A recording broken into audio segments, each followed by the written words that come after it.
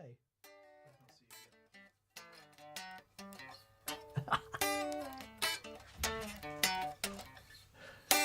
I got my Steve Vai on the way home in the car the other night. Not that you know.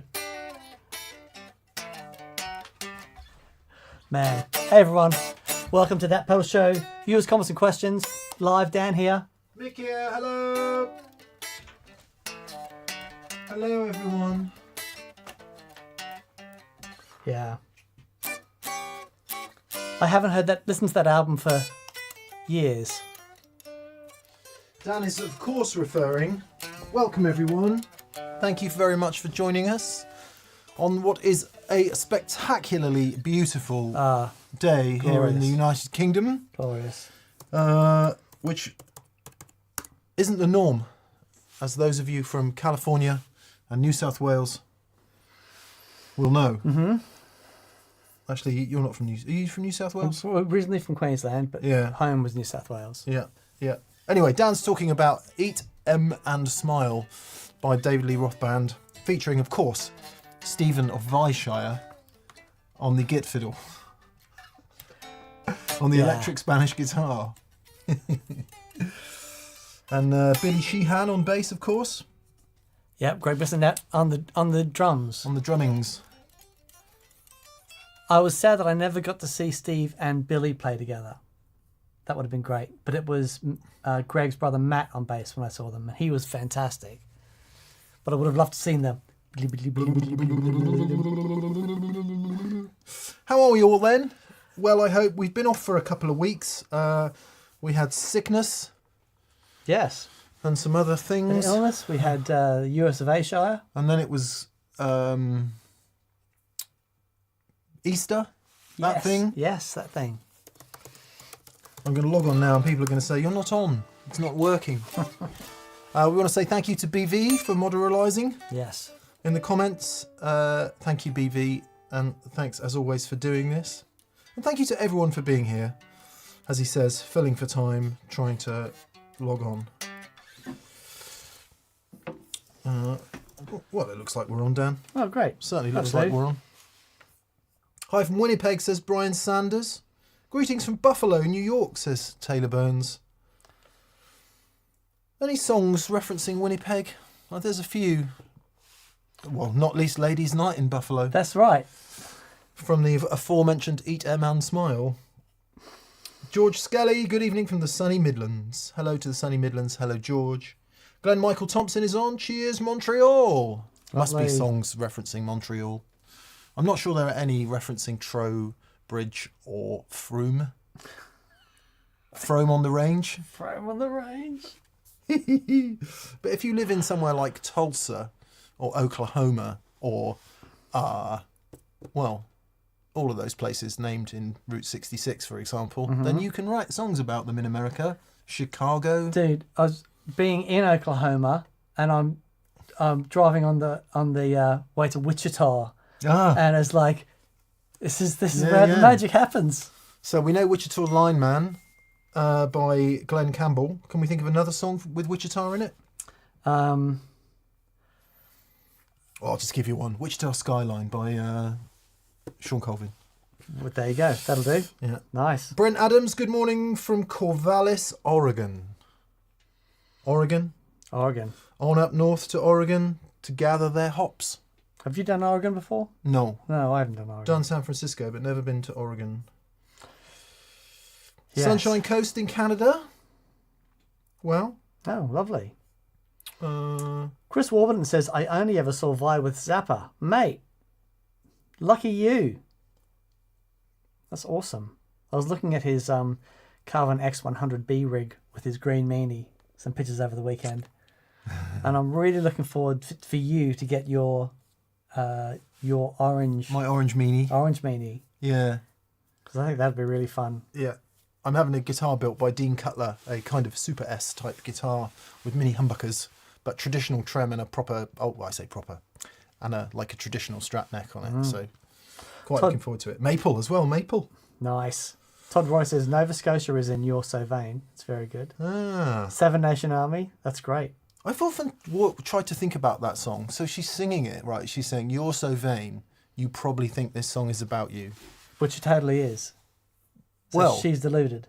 Is that what you're saying? Well, who is you then if it's not about you? Yeah.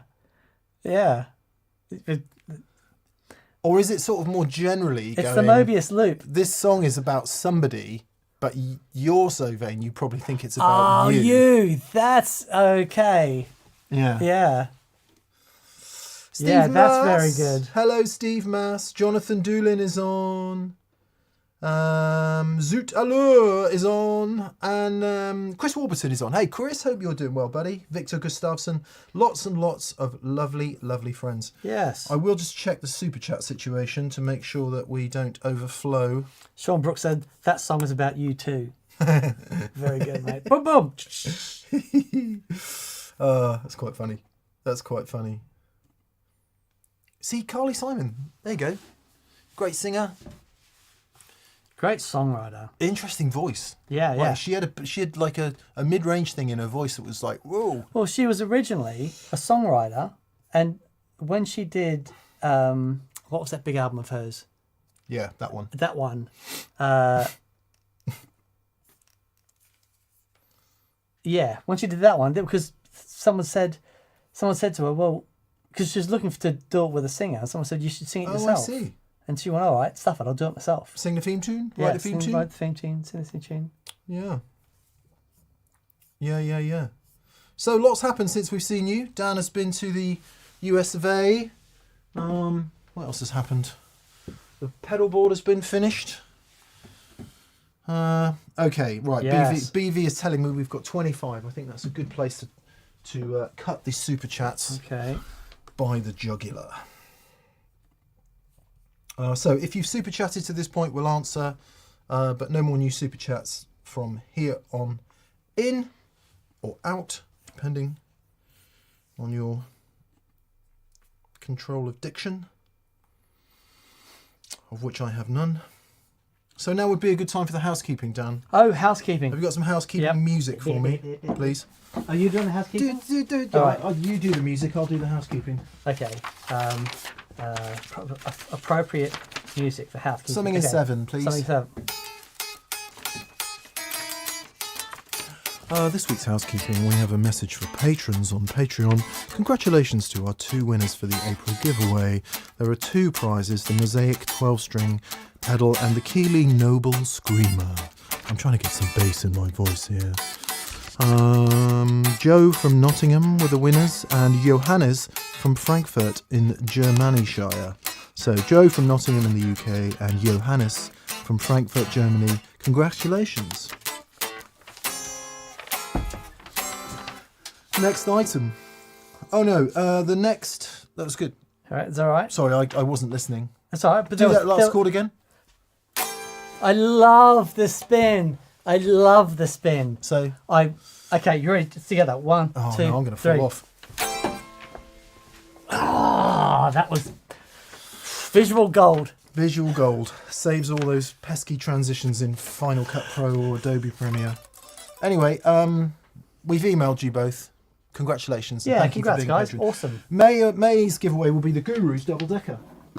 Not an actual double-decker on which you can seat numerous humans, but a lovely... Oh, and power supply. Look at that. With a mini tube in it and everything. Dual-sided overdrive. We had it on the show ages ago. So we're very lucky to be able to give that away to one lucky patron. Thank you very much, Gurus people. They're a really great band in Australia called the Hoodoo Gurus. Hoodoo Gurus. The Hoodoo Gurus. They were really cool. Hoodoo Guru Mushroom Man. Was like me in a frying pan. Yeah. that'll do. Everybody laughs at me, the frozen scarecrow in the sea. Don't know if that's one of their big hits. Swim away and say, don't hassle us today. Do you remember Neil the Hippie from the Young Ones? I remember Neil the That was his single. Okay. One of his singles. The other one was Hole in My Shoe. Just letting in water. Letting in water.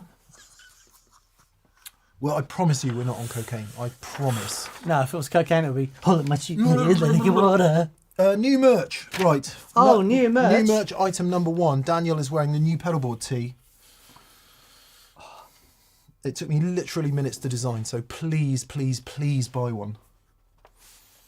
It's nice. That's really lovely. I was thinking of doing, anyway, So that's merch item number 1. merch number 1, currently on sale at that Pedal Show store, new merch item number 1. New merch item number 2 is a new hoodie, which we've got some new hoodies because our old ones were no longer available. It's even better quality than the last ones before, which were really nice.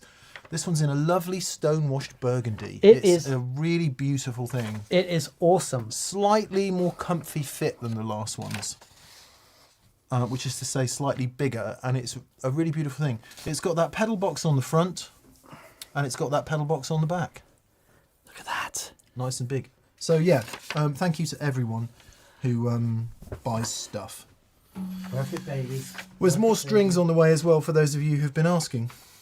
And more Argo Boost Deluxes as well, likewise. So please keep your eye on that Pedal Show store. De minimis is still in place for those of you in the US. Thank you for those of you who listened to that message on Friday and bought stuff. We had a semi-decent weekend. Oh, good. Oh, So good. great. Thank you, everyone. Yes. Thank you. Right, enough. Enough about us. Let's talk about us. What do you think of us? Super chats then. First in this week is Jason Sears. Hello, Jason. Hello, Jason. Right. This is my fault, Jason, and I feel I should refund your super chat. He says, I noticed you were playing a ported cab on Friday. What are the advantages? What are the disadvantages? Do you prefer it to a traditional? Sorry, I didn't mean ported. I meant open back. Yes. Some people do refer to open back as a rear port, which is really scraping on thin ice there, but I just meant open back, sorry. A lot of 60s basement cabs were closed, but this one is open, and it's got the Dumble style oval open, almost completely open back. Yes. That's what I meant. I'm very, very sorry. However, to your question, we do have a ported TL cabinet by Mesa Boogie with an EV in it, a little tiny 112. And we did feature that in a video just recently, and that is an super impressive, astonishing sounding thing. Yeah. However, I am going to be slightly controversial and say I don't like small cabinets anymore. Okay. And I like that. There's something about a big cabinet, at least a 212 or a big 112, that just resonates. Yeah. And it might be a bit of PTSD from my 1x12 boogie days, when you had like 114 dB coming from a box this big. Mm-hmm. And it was so directional and so like... And then all of a sudden you get slightly less sound pressure level coming from a bigger box. And personally, I just...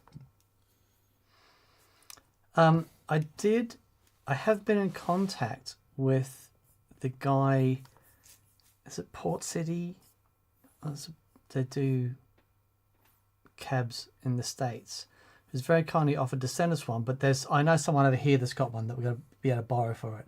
But Okay. they do those really cool ported bottom, those things. Yeah, Which might be the same tech that's in the boogie. I think the general theory is similar, isn't it? Yeah. The port is for the bass coming out the front. Right. I believe is what it's for. Right.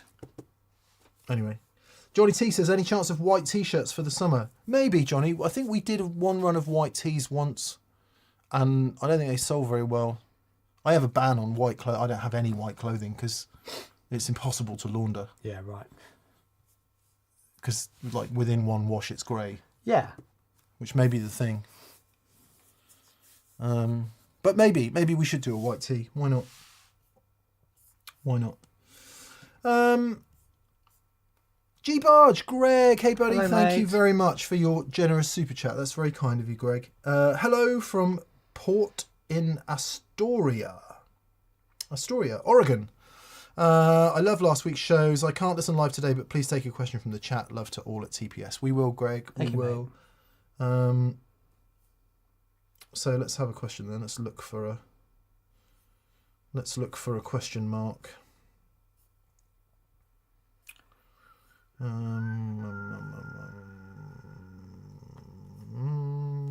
Okay, no question marks so far. Right. Yes, if you do have a question, please leave a question mark at the end of your... Bloody Nin9 says, what about the Tone King Imperial Mark II pedal? Yeah, looks really groovy. Haven't tried it. We're, cue grumpiness. We're generally kind of like, yeah, amps aren't pedals and pedals aren't amps. Yeah, but I actually do have one. Do you? Back at HQ, because I'm putting together a rig for Seal. Oh.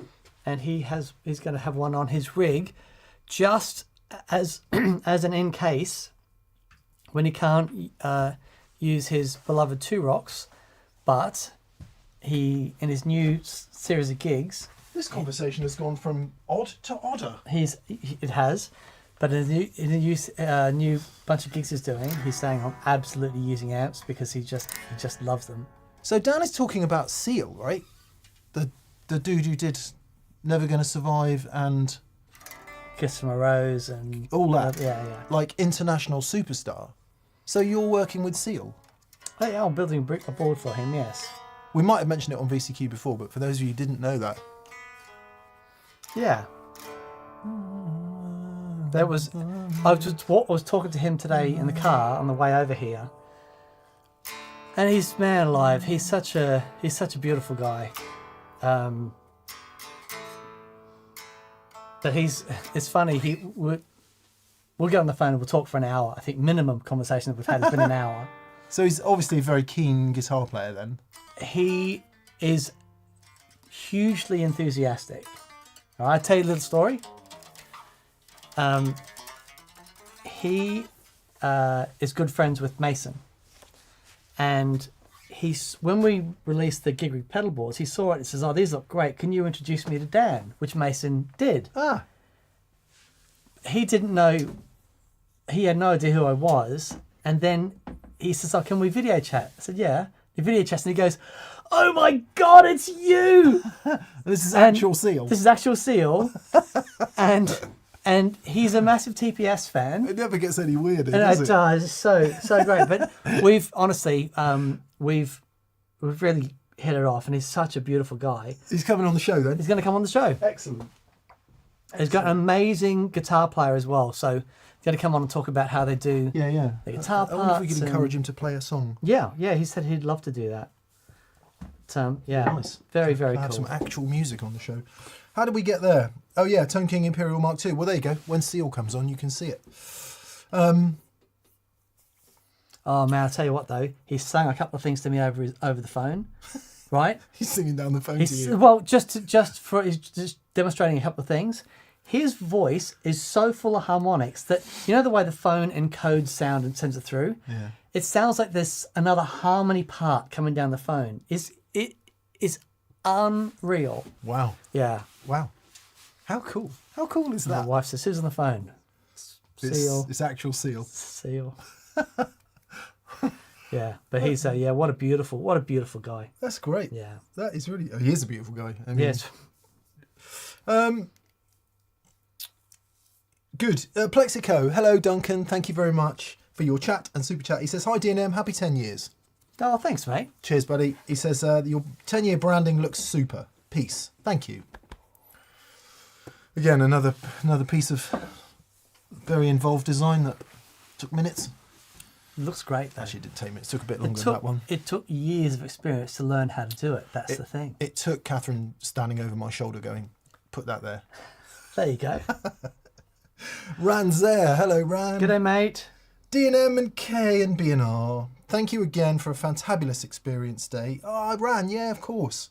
Sorry, I see Ran's there, and then I'm like, oh, of course, it's you. Yes, yeah. Apologies. Yeah, no, that was last month. Wasn't Yes. it? That was fantastic. And thank you for the wine, buddy. Really, really nice. Oh, good. Brought us some Israeli wine. It was And the dates. really tasty. I haven't had sugar for ages, but I had one of those dates, and it was like, it was so good. Oh, they're good. They're Yeah. good. I feel bad because they are in our house. No, I can't And eat we are- them. Oh, can't you? No, Oh, right. Well, not even natural sugar. no, Oh, man. Do you not eat fruit then? no, What? no. I have blueberries and strawberries. Okay. Oh, my God. Yeah. My new Red Wing is so addictive I can't turn it off. Thank you for buying one, Ran. Thank you, mate. Coupled with the Brothers AM, hours disappear in a blink. No question, please take one from the chat. We will, mate. And it was really good to meet you finally, buddy. Really that was great. We love doing experience days. The last couple, though, have been really, really awesome. Particularly good. We had one on Friday, so thanks to everyone who came. We had a lovely time. Really lovely time, again. And plenty of volume. Cam Bull says, please tell me Seal has a monk. That was the first thing I said. He has a monk and a D&M drum. I don't think he's got all of our stuff. But it's really interesting is like being a vocalist, and the way he chooses pedals is really interesting. Yeah. Cool. I can't wait to get into it. Dave McWan says, I love the Ampeg V4B. You need the SVT 212 AV to go with it. Quite happy with the 410, actually. I borrowed the SVT off a mate who's borrowed it off another mate. Thanks, Matt. Thanks, Paul. Oh, the Ampeg. That's a serious thing. That's mine, that cabinet. Yeah. But I wanted to try this, which is like a mini SVT. Right. It's a 100 watt one. Right. Not a 300 watt one. And is it fantastic? Yeah, I was worried that it wouldn't be loud enough, like it would start to overdrive too early. Right. But it's banging. It is for me, it is the sound of bass guitar. There you go. So I'm gonna keep my eye out for one, because they're not as stupidly expensive as the big SVTs. Mm-hmm. So anyway, I'm enjoying it, because I wasn't sure if I'm using the Fender Bassman 70 at the moment, and because I'm not a bass player and I don't really get it, I didn't know if I would notice much difference between the Bassman 70 and that. Right. Yeah, really? Oh, yeah. EQ particularly. Really? Yeah. Okay. And that just growls in an Ampeggy way. Okay.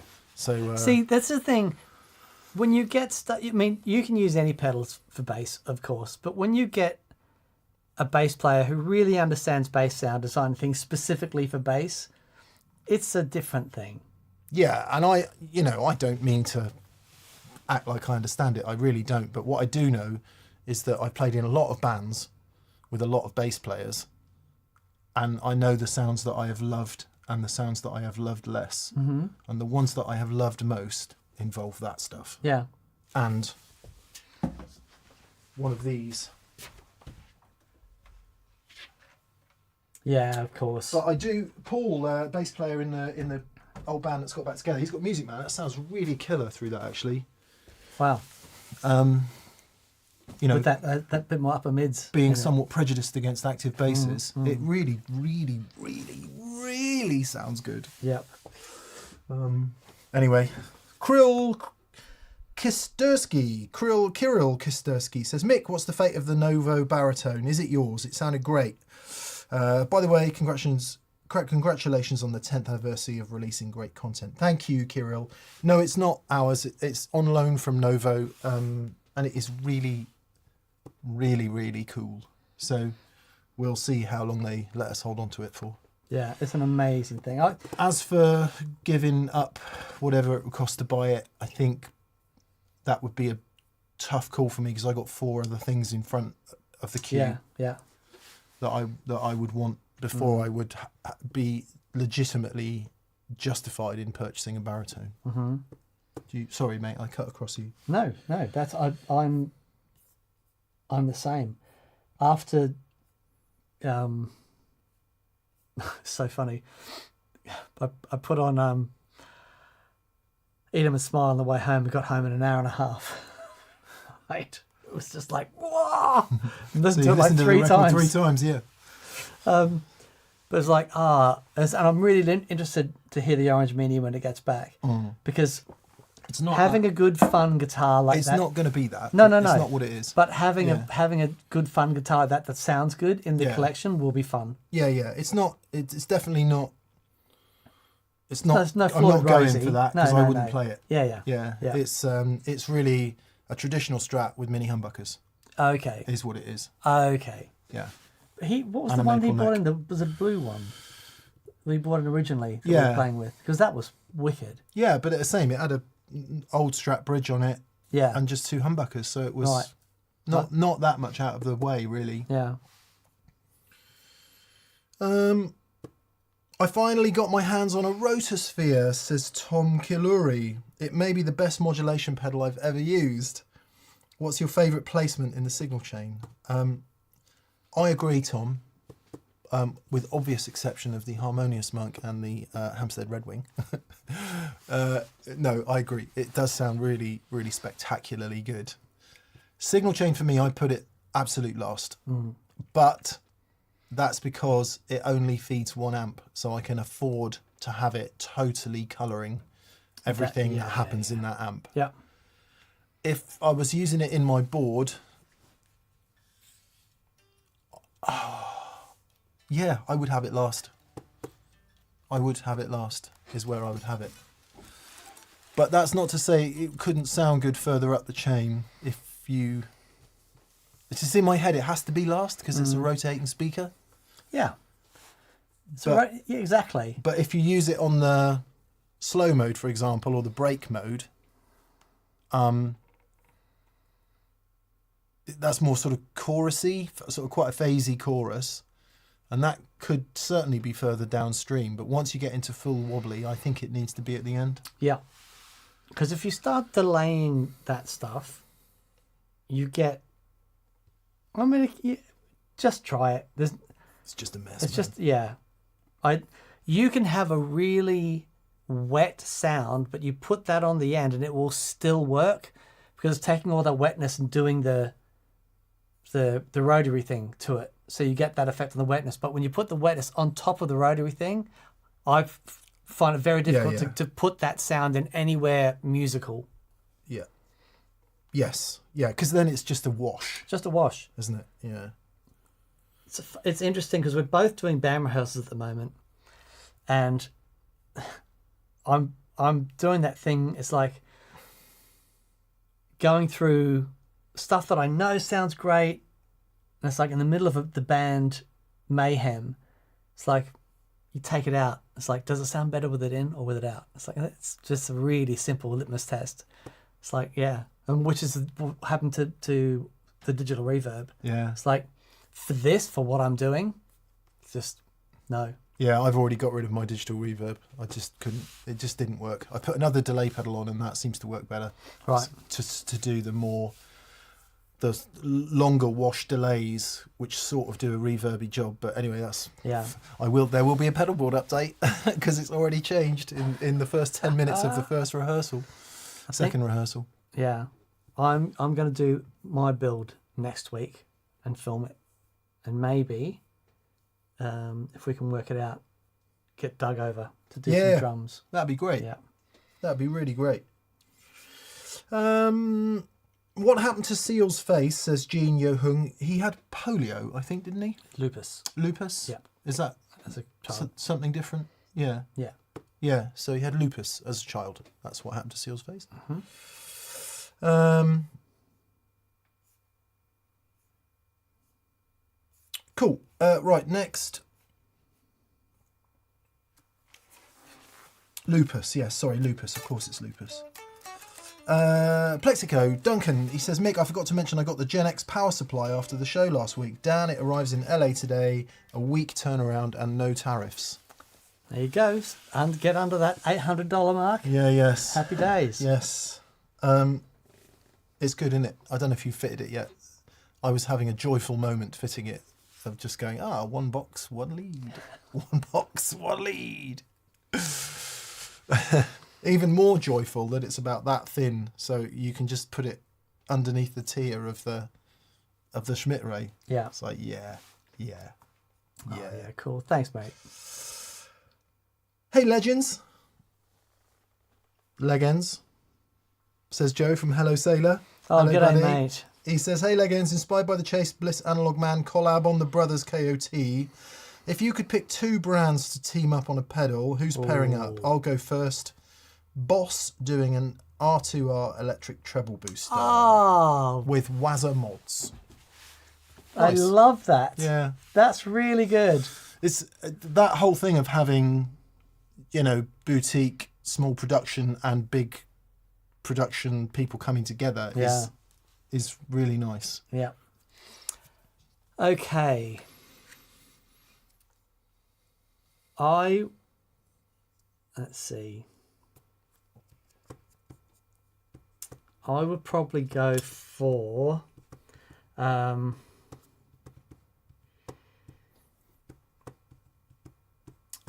I can think of artisan pedal companies, but two different pedal companies.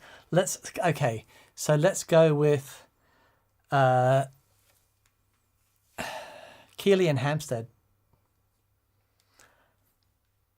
I think that would be really interesting. Why? Because the Hampstead is so old school, and which is the reason that we went with them to do the modulation, this idea that I've had for years. And, Peter is a genius, old school engineer. And Robert loves that side, but Robert understands how to make things for production to get people, how you can do it. And it would be really interesting to see what they could do with that circuit that Peter's designed, because now that Keeley also has starting to do the MIDI stuff, that could be really interesting. The way I'm trying to think about this. So if you think about the Chase Bliss Analog Man collaboration, that's kind of halfway there, because Analog Man just physically can't build very many more KOTs. Exactly. And Chase Bliss has somewhat of the manufacturing capacity to do a bit more and add interesting features. Now, the MXR Duke of Tone makes even more sense in that respect, because you can just go and buy one. I think Chase, the Brothers, is already sold out for God knows how long, and they're trading for stupid money. You've seen the second-hand ones. Well, that is human nature, unfortunately. So in that regard, then, things that we love that are very hard to get. For me, it would be either Dan Drive, or it would be Simon Kingsley's Simon Jarrett at Kingsley, teaming up with a manufacturer who was big enough to build stuff to their standard and make it available to more people. I would love that. Because everyone should have a Kingsley pedal. And everyone should have a Dan Drive pedal. Nice. But and that's you can't, because they're just hard to get. And that's kind of what I mean with the Red Wing, because to do it properly is really hard and expensive. Everyone's got a Red Wing. Bless you if that's you as well. And there's so many people have contacted to say how in love with it they are, and and it was a real labour of love doing that. But bless him, Peter just hang with it every step of the way, and all the insane stuff they wanted to do is like, okay, let's see what we can do. But it is then another real skill set to get that in a product that you can manufacture on mass with, which is what Chase Bliss have done, which is what something Keeley's really good at. I think it'd be fun. And I just like them as people as well. They're just great people. Both of those companies are really good people. Yeah, that means a lot. Completely. It means a great deal, doesn't it? Yep.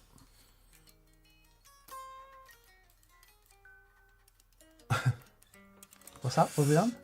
BV has researched the Seal lupus thing, which discoid lupus erythematosus autoimmune condition. Okay. Thank you, BV. Morley Robertson. Hello, Morley. Legends, I recently told you about my self-birthday gift of an SG Standard 61. I turned 50 on Friday. Oh, happy birthday, mate. Happy birthday. And just took ownership of a lovely SG. Thank you for all the inspiration and advice. Please take a question from the chat. Okay, we will. Happy birthday, Morley. Yes. We hope you feel good starting with a 5. I know I did. I relaxed a bit, weirdly. 40, I was just beside myself with sadness. 40 was hard. But 50, I was like, I'm into this. 50 is good if you're in a good place. Yeah, well.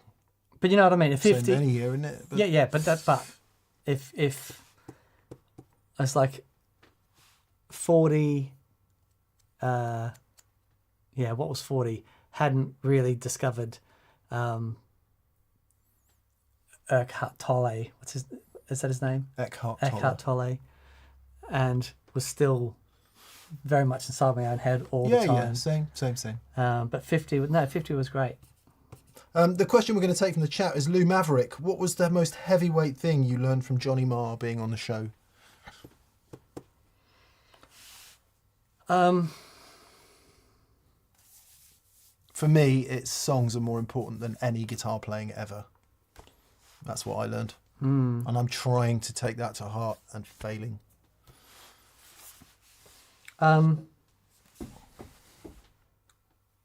By the way, which is not a slight on Johnny's guitar playing if it came across like that.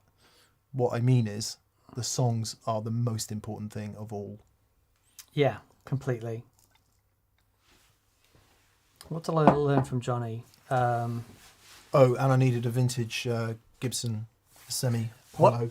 What I learned from Johnny is that I had to have a Johnny Marr City to Jag, which I went out and got. I couldn't afford a 59 355, so I got a 65 345, which is almost. What's the difference?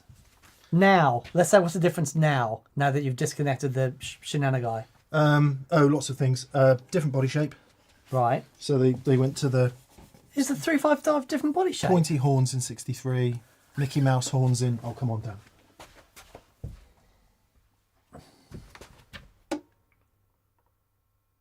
Oh, okay. So that's earlier. Mickey Mouse horns, Right. pointy horns. Okay. Right. Well, I never knew that. Some other things. Headstock angle Right. got shallower. Got shallower. Yeah, which Shalamar. I think they were trying to get over the braking bit. The nut got thinner, Right. which is why 64s are so much more expensive than 65s. Wow. Yeah, and some other shit, but yeah, but broadly quite similar. And when did they go to the when did the trapeze go and the It's been in and out Tunematic. all the time right? because 330 always had a trapeze. Yes. Okay. Yes, of course. Yes, because that's completely hollow, right? So there's nothing for that. Yeah. Okay.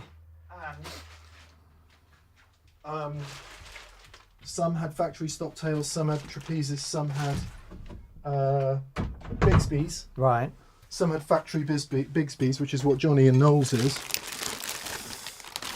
Rob Francis, bless him, has lent me this to try, which is a mid-60s B3, I think, which isn't exactly the right one. Because you'd want a B7 really, which has got the extra piece, Okay. which is the correct one for the right. guitar. Okay. But this will at least let me see if it's going to work. Okay. So the end, the connection and everything the same, and it's gold. Yeah, well, it's an original 60s one. Oh, dude. So the B would have the extra piece on it, Okay. like Johnny and Knowles had. Right. Okay. And for me, that then completes That guitar. that guitar, because you think about how boy. amazing Noel and Johnny's Yeah. Bigsby equipped. I mean, it's killer as it is. It's totally killer as it is, but I think it could be even more killer. We'll see. I can put this on without having to drill anything Right. and just get an idea, but I think I already know. Thank you, Rob, for lending me this. Awesome. Anyway, that was a tangent, wasn't it? It's okay. I mean, it was a guitar tangent, which was, Okay. amazing. That's the second pick I've dropped while I've just been sat here. Yeah. That's how relaxed my right hand You've has been become. working on your relaxed I grip, have. Dan. I have. I think it's good. I also think it's okay to put if it might have been originally like it. I think it's okay to do it. Yeah. Steel or nylon saddle, says Matt. Matt Swanton. Someone else asked this earlier. So Dan's. Is yours? You got nylon saddles on yours, On or are they steel? steel. They're steel. Okay, on the SG. Some SGs. I'm not quite sure when they changed. Maybe 63. Yeah. So mine is very early 62, like January 62. Yeah. It's like a few serial numbers into 62. Yeah. But it's steel. I haven't tried any steel ones. Because lots of things can make the difference, right? So the trapeze will sound softer than a stop tail. By softer, I mean not as bitey in the trebles, not as mid forward. And I'm assuming that steel saddles will be that again, a little bit more of that. And I've always liked reissues and originals. I've always liked the sound of ones that have the nylon saddles to the point where I don't feel the need to change them, if that makes sense. Yeah.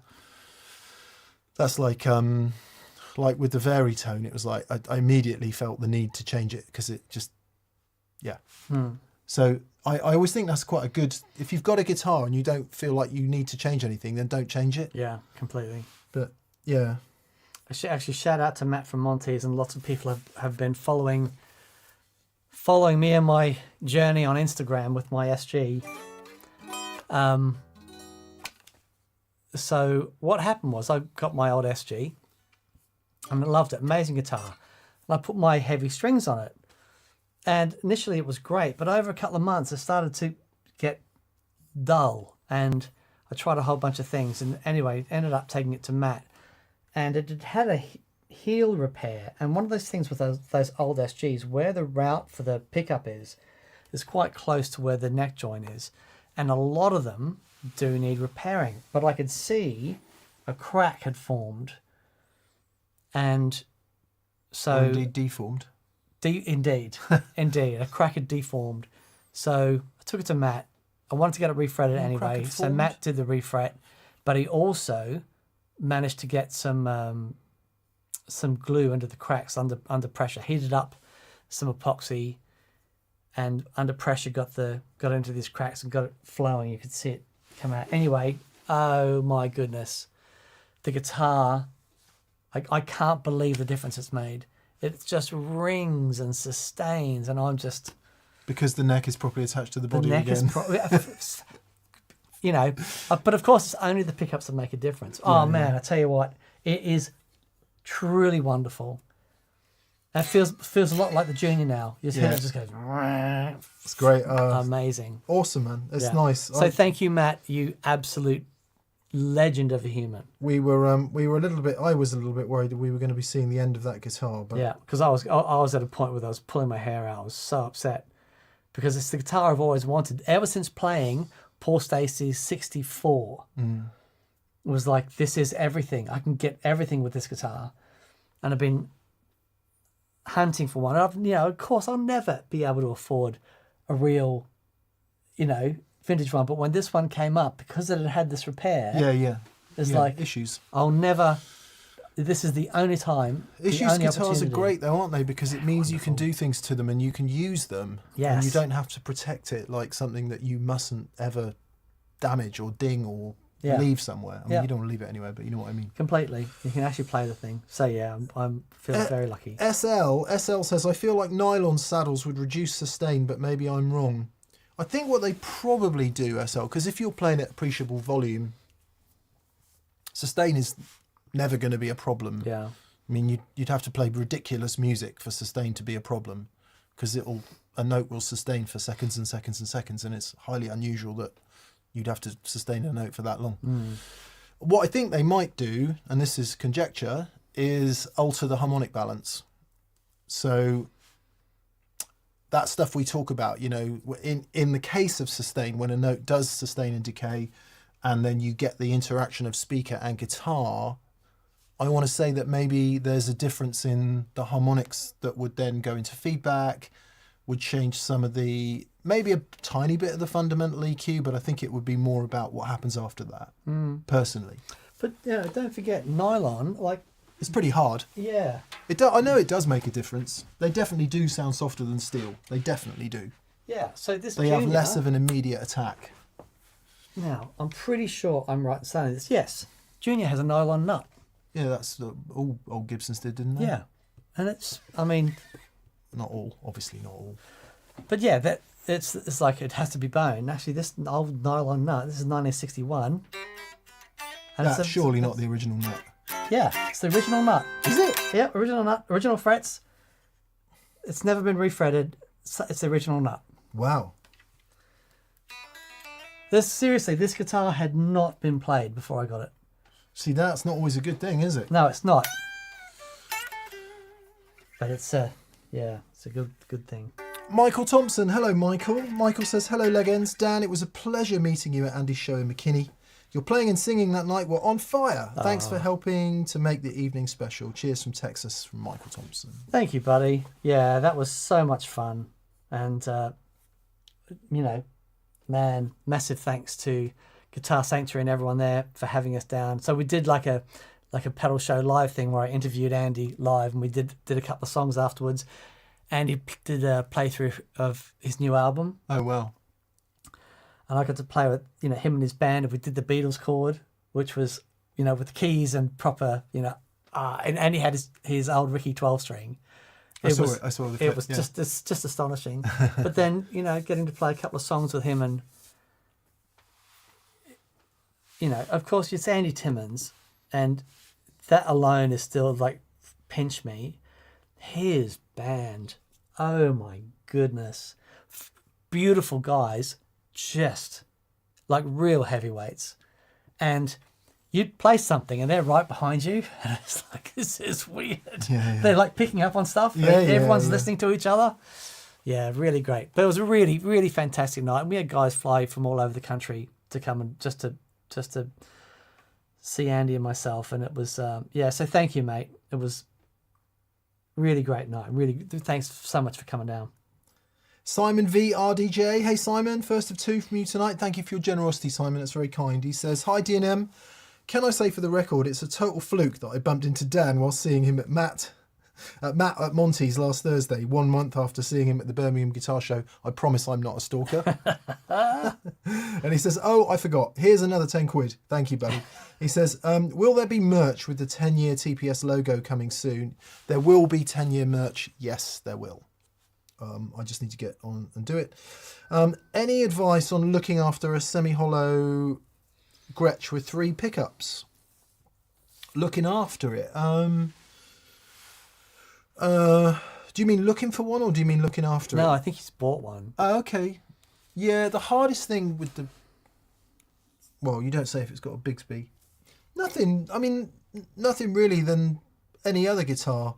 You don't have to worry about the semi-hollow nature of it with guitars like that. Like, for example, if you had an all solid wood high-end acoustic guitar, then sometimes you have to think about humidity with those guitars, because solid tops, solid sides, they can take on moisture, blah, blah, blah, quite easily. Your Gretsch is made of laminates. It's not going to worry too much about changes in humidity, certainly not in the UK. So don't worry about any of that. Obviously, don't hang it above the radiator, but you already know that. I do see that people have guitar racks right above the radiator. Or guitar stands, or the neck of the guitar is leant over. Yeah. I mean, flipping it, most Fenders would be fine, wouldn't they? But and other than that, just the usual stuff. I've got this theory that guitars don't like being in cases. Okay. But of course, if your domestic environment is prone to potential damage, then putting them in cases is pragmatic. Yeah, I agree. But I always find if I put any guitar in a case for a while, it takes could just be purely psychosomatic, but for me it takes, the guitar's got to be out of the case in order for it to want to play. Right. Yeah. But yeah, it's interesting.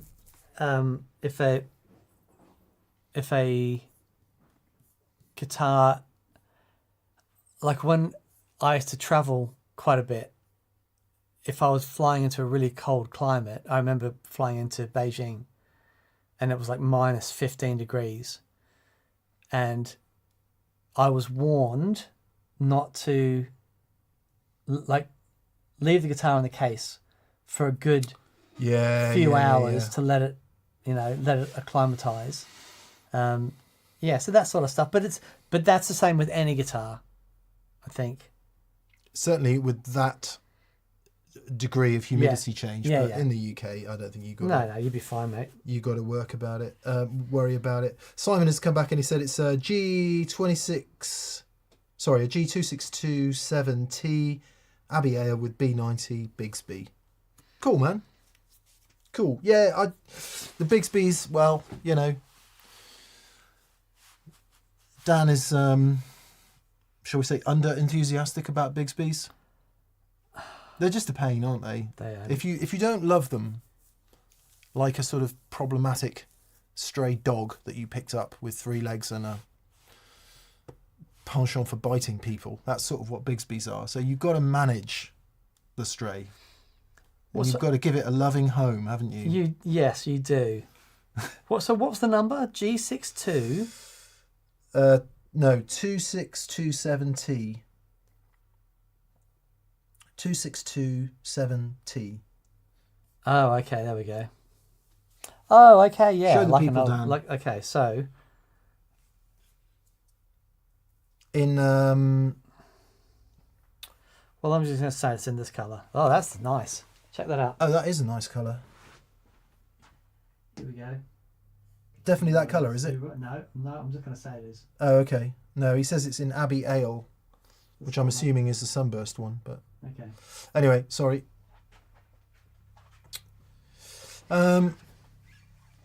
So, right, the problem that I have with Bigsby's... Enjoy that, Simon, and we will see you next month, mate, for Experience Day. The problem I have with Bigsby's is I love the action. It's so smooth, but I just find them a nightmare to tune. You can't get it to stay in tune. No. Lots of people can. Lots of people can. I can't. But Duesenberg, Yeah. no problem. Like, I played that as my main guitar for a long time, and it was no problem. And I do like them. I really like the Duesenbergs, but that's a bit like saying I can't keep my Strat in tune, so I've got this Floyd Rose. Yeah, of course. Yeah, It's not the same No, thing. no, it's not the same thing. But the Bigsby part of it is very similar. But I don't think so, but anyway, don't think so? yeah. But what's It's kind of, it's just that it's a very modern, efficient version thereof. Okay, Yeah. right, there you go. All right, fair enough. Now I might be splitting hairs there, but you know that that's my job. But that guitar's got no hope of staying in tune because it doesn't get played. It's If true. you played it every day, I think you'd figure out how to live with Yeah. it. Yeah. And then of course you got the other problem with Gretches is that on some of them this rocks back and forwards as well, but that doesn't. That one, that's fixed, I think. Unless you, oh no, did they give you a rocker bridge for that? Yeah, that is a rocker bridge. Oh, so it is. Yeah. Which should help. But also, like with Strats, you know, if you've played Strats for years, what you know is that if you do this, it's never going to be in tune, right? Until you do that and just put it back. Okay. I've floated my Strat trem for the first time in years. Sounded really good in the video. I like the sound of it, but I can't play it Really? because I keep doing this. Oh, okay. But I really, really like the sound of it. It's tremendously entertaining. Not if you can hear me. Can you hear me? Sorry. See that already it's doing fine. A little courtesy flick. Yeah. But then that's what you learn to do. Yeah. And you know that if you're going to use it, you've got to leave it there. Yeah. It's unfair at the moment because there's old Yeah. strings. It doesn't get played. And I'm going to say this, locking tuners really don't help. You don't think so? I just don't think they do. Get the tension on the string properly, tune up to it, Yeah. and then... Well, I don't know. I've always had problems with locking tuners, but I know many of you love them, so...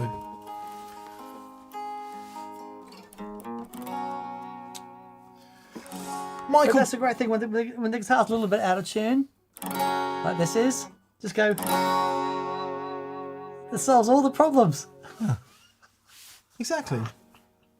Yeah, I should play this guitar more. It's a great guitar. Well, every time you pick it up, you go, "Boah, I'm not doing that." Yeah.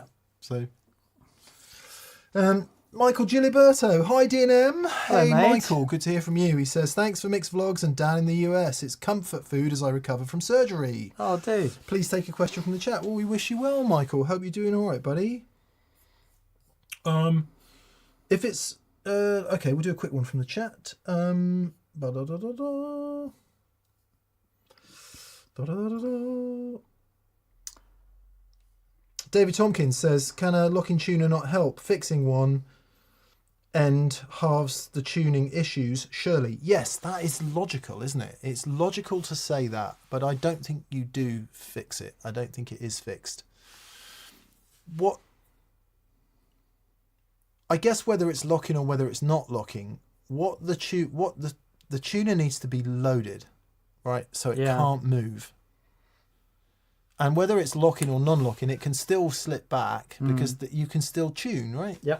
So I think maybe the locking tuner issue is a little bit of a red herring. It's just, it's got to be loaded. But I've had Spertzels, I've had PRS ones, and yeah, you just can't beat the slot head Fender tuning pegs. They're the best tuning pegs ever. And I never get a single problem with them. I put Spertzels on one of my Strats once. First gig, string gone, slipped. Because the ball bearing, the little rod bob thing that goes in the back and tightens up, had worn. Yep. Or I didn't tighten it up. It could have been either, but they do wear. And that was that. I'm like, I'm not doing that anymore. User error, you might say.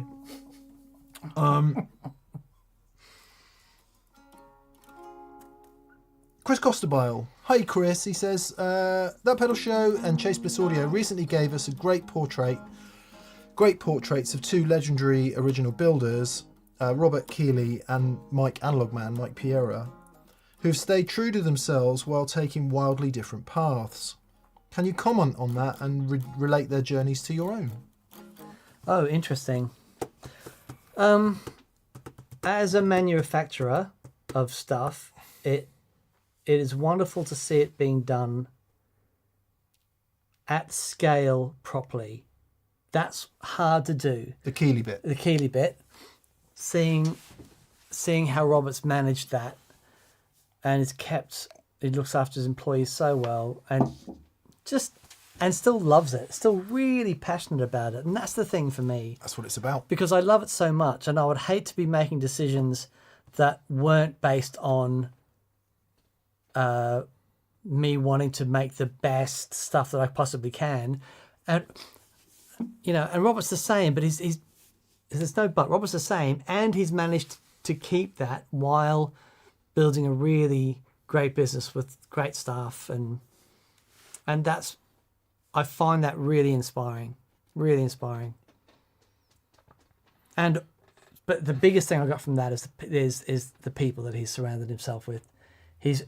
Robert has, it's always, luck and stuff, but he's really chosen some really wonderful people to help him sort of build his vision. It's very cool. I think there's a number of elements, aren't there? Like, let's take Mike Piera, for example. Mike, in his heart of hearts, does not believe that micro circuit boards give the best sound. Mm-hmm. Absolutely doesn't believe that. Mm-hmm. So nothing that he would ever do in his own product would lead him to do that. That's half the story, right? The other half is, what do you want out of your business? Because some people want bigger, and it is authentic and real for them to become that's a really good point. Bigger and have loads of staff and be that guy. And that is authentic to them. Other people, and I would include myself in this, have no desire whatsoever to have any employees, to have a big business, to have people I've got to worry about. And that might be fear, it might be self-preservation, whatever it might be. So it's not just about the product you want to make, it's also about what life do you want. And I think there's quite a lot of people out there regardless of the product they make, want a certain lifestyle. Right. So I think That's those interesting. two things go hand in hand. Mm-hmm. Are you willing to... Can you handle the lifestyle of a significant employer with everything that brings with it? Because the logical assumption might be, well, of course, everyone wants that. Everyone wants a huge business with loads of employees and, you know, millions of dollars of profit. Surely that's what everyone wants. And I'm like, no, I'd rather have £1 and no employees than £1 million and 50. Yeah. Genuinely, I would. Okay. Genuinely, I would. So, and that might be reflected in certain pedal builders. I don't want to say any names because that would be wrong. But it's not just about what can you do and how skilled are you in manufacturing. It's about what is your own vision for what success looks like. Yeah, completely. So that's how I would relate it to our story. Because no doubt you're on that path as well. You don't have a huge company with millions of employees. No, thanks. It's because employees are hard. If you get into a business, well, you have doing to something stop that you making love, stuff. Yeah, completely. And you become, unless you hire somebody whose job it is, you become, your 100% of your time is managing people. Yeah. Sorry, I didn't mean to interrupt. No. But no, that's exactly right. But I think that, the TPS thing over, the 10 years that we've been doing this, and it's been magic. We still can't quite believe we're here. Sat in a studio and surrounded by guitars, and we get to do this, and it's it's amazing. It's, thank you all for that. But what we could have done is research the YouTube algorithm, Chase the numbers. We could have chased the numbers. We could have spent 1/10 on the production. We could be talking about stuff that's popular, cost-effective pedals, digital modeling, but it wouldn't work because we wouldn't mean it. Yeah. And we'd have given up doing it. Bless Joel Corty's on his, bless him, it's really great self-awareness. Hey, Joel. I'm still trying to figure this out myself. Yeah, it's so interesting. Yeah. Yeah. And Congratulations, Joel. Congrats, Joel. Amazing stuff, mate. Not just on Brothers AM, but on everything. You are a beacon of inspiration, I would say, to all of us that have anything to do with this world. So thank you. Joel took us out for dinner. Was that the last time that you and I were in the US together? No. You and I have been back since then? I'm sure we did a NAM. After that, didn't we? Because that was the... wasn't that the Minnesota trip? Yes, that's right. Yeah, we've been back at least twice since then. So, yeah, and I don't think there's no, by saying any of what's just been said, I don't think that there's a more or less noble respect way to do it, whether you're giant and making loads of things or whether you're tiny and making a handful of things in your shed. It would be completely wrong to suggest that one is better than the other. What is right for the human being is that they're doing it from a place of integrity and of what makes them want to get up in the morning. And that's hard to do, right? Because then you have to just say, well, do I earn enough money to eat? Can I, support the family? Can I do all those things that we have to do? Yeah. And that's where the compromises come in. Yeah, that's right. But if you are lucky enough to be able to do something from the heart and generate an income from it, that is the happiest you will ever be. Yeah. As long as it doesn't drag you down and you get too in your head about it, which I know Dan and I have been on a couple of occasions. So, yeah, there's a lot in that. I'm sure we could talk about it all night, but yeah. Person on the deer says, how do I get the $1 million without the rest of it? Well, that's what everyone wants, don't they? That's what everyone wants. That is the current problem of the world, I would say. Go on Instagram and look sexy. That's the way to do it. Daniel Thornton says, Dan, what's the guitar you're holding? This is a Gretsch G6118T. I can't believe you remembered that. Of course I didn't. I looked in there just before I saw the question. I looked in there. I got that. But it's so the what the name of these pickups? Filtertrons. The Filtertrons. And it's such a cool sound. You know, that semi-hollow thing. It's just, you know, it's loud. It's a Beautiful. really cool guitar. But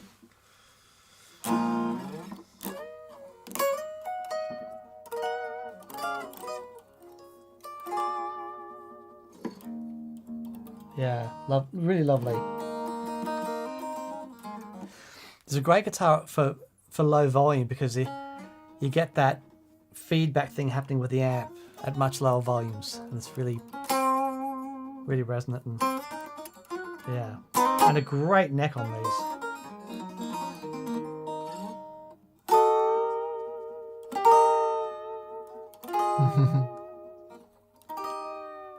Yeah, very, very cool. it's a groovy machine.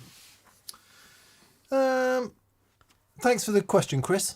I think we sort of got there. Centre for Wheelchair Pillow says, whoever said don't meet your heroes never met Dan.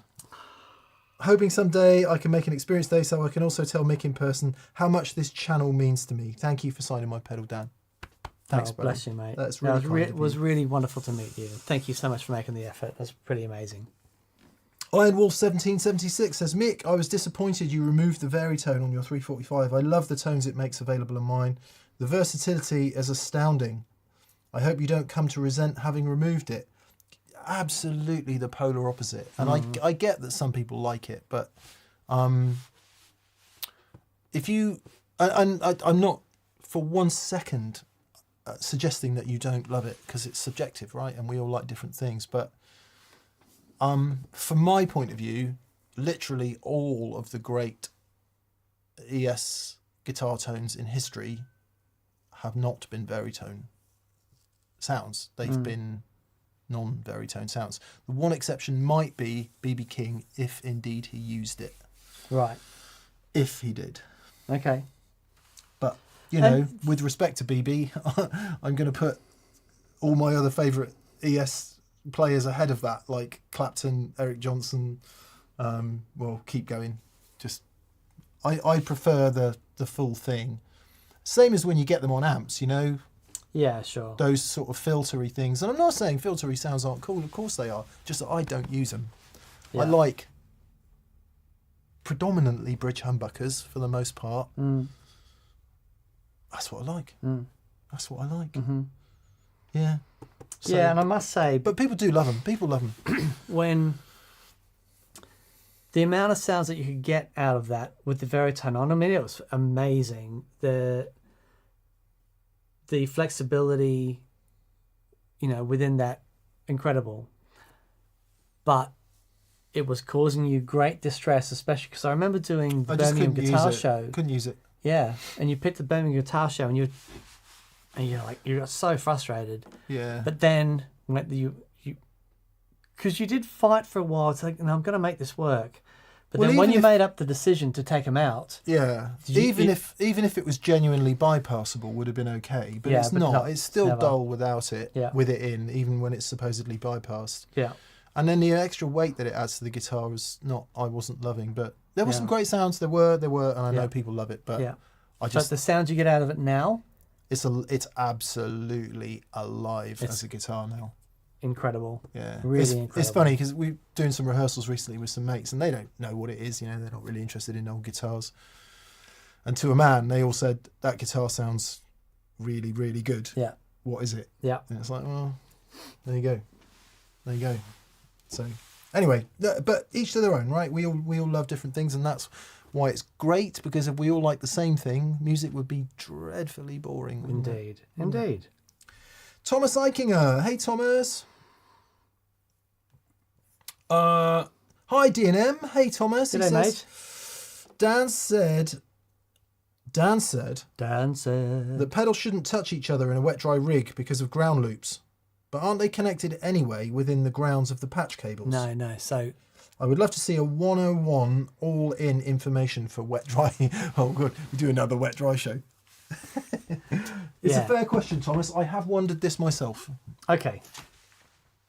No, it's not that they pedals shouldn't touch each other. What I said was if you split the rig, you split your signal, and if you split your signal and then you directly after the split, you go directly out of the split, the isolated out to the dry amplifier, then there's nothing to touch. It's fine. But if you put a pedal on the dry feed, because what you can do, once you split the signal, you've got two different you've got a parallel signal path, right? So you might have your wet path, but then you might have an extra pedal on the dry path.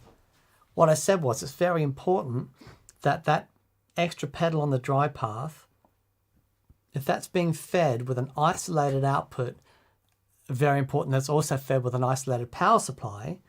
To keep that isolation, it's very important that the earths don't touch each other. Otherwise, you're back to ground loops. And those earths can touch just by the chassis of the pedals coming in contact. So, like for example, one thing that I will do sometimes in my rig when I split things up, I'll often put a flanger to my dry amp, my normally dry amp, which might be limiting a bit. The flanger or the phaser going into an amplifier that's limiting. It just sounds amazing. And then I'll have the wet amp with the delays and stuff. If you imagine that I have my split and then I have my signal go through a flanger, then to the dry amplifier, that signal's isolated. If I then touch the earth of that chassis from that flanger to another pedal, suddenly it's not isolated anymore because the ground reference becomes that of the wet signal. So then you're back to earth loop. So that's where it's really important.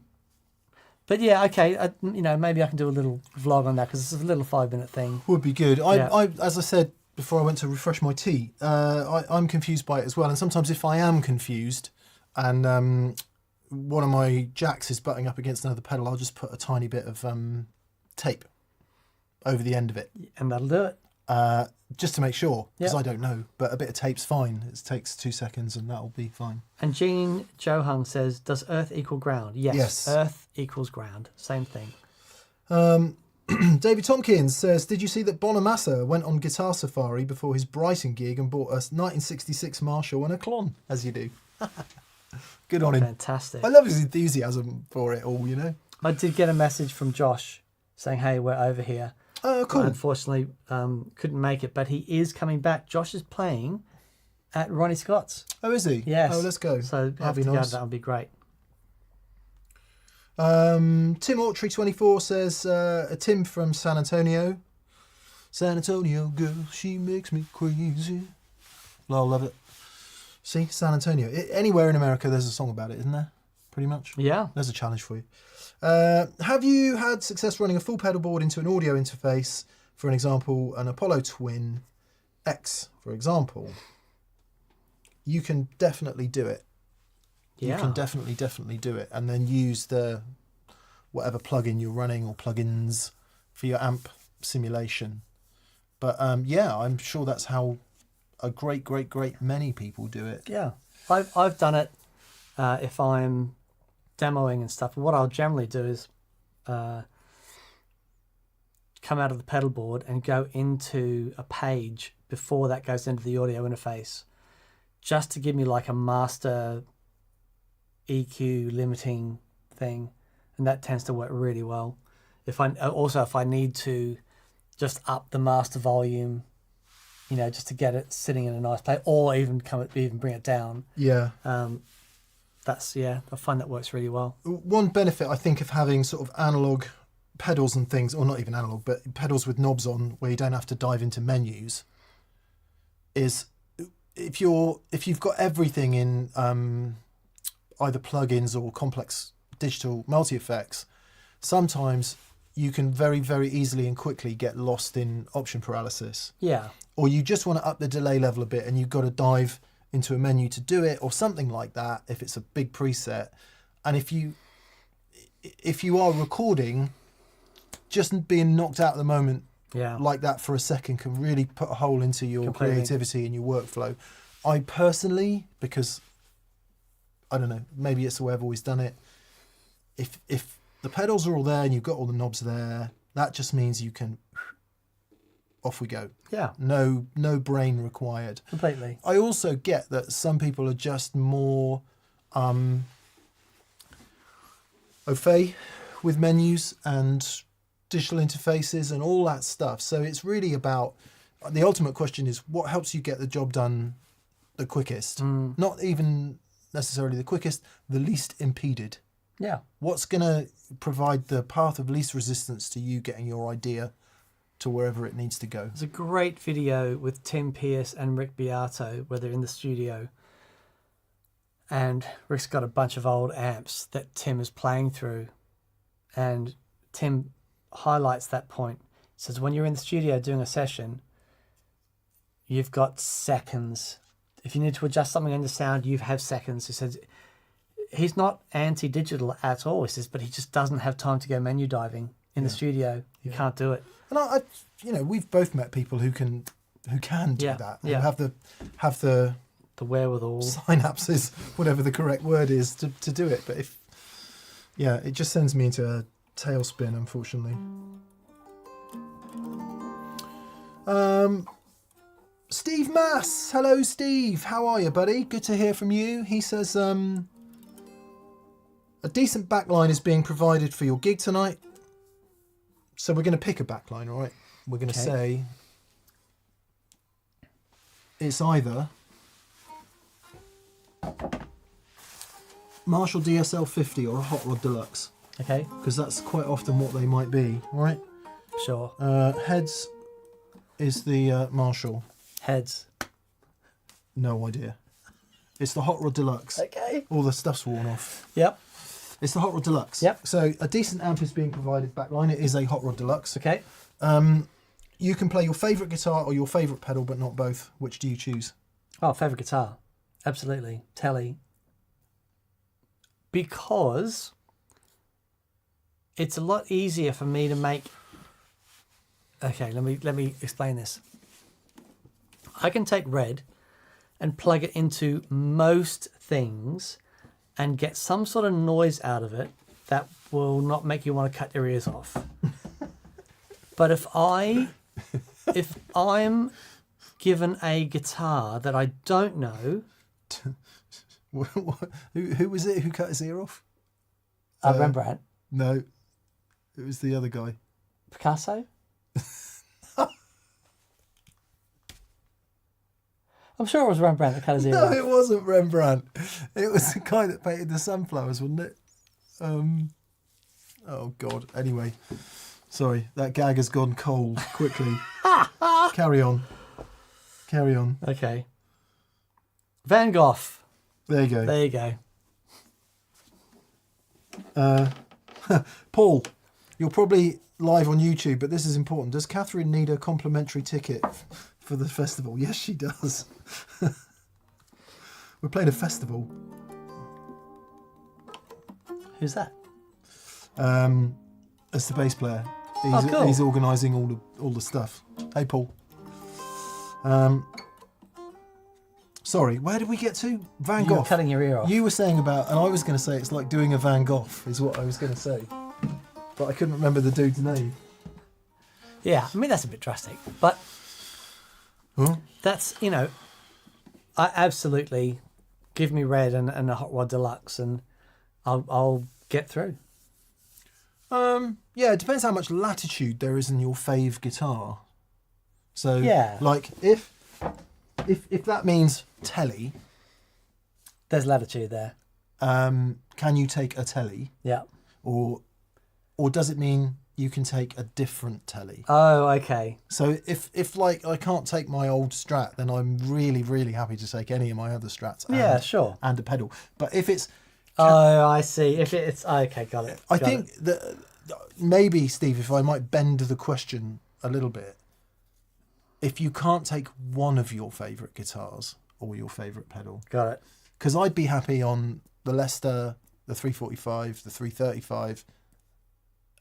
and any of my Strats. I'd be equally happy to go and do any gig on any of those guitars. Yeah. Yeah. Sure. What pedal would you add if you could only add one pedal? If I can only add one pedal... If I only take one pedal, D&M drive. Kingsley Juggler Mark III for me. All right. Up there. And I plug it straight into the effects loop return.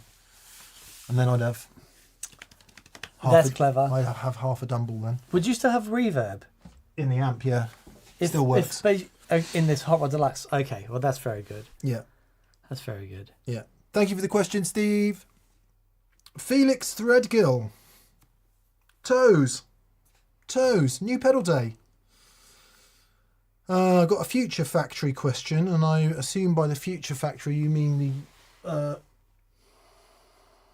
Free the Tone Future Factory delay. Is that what you mean?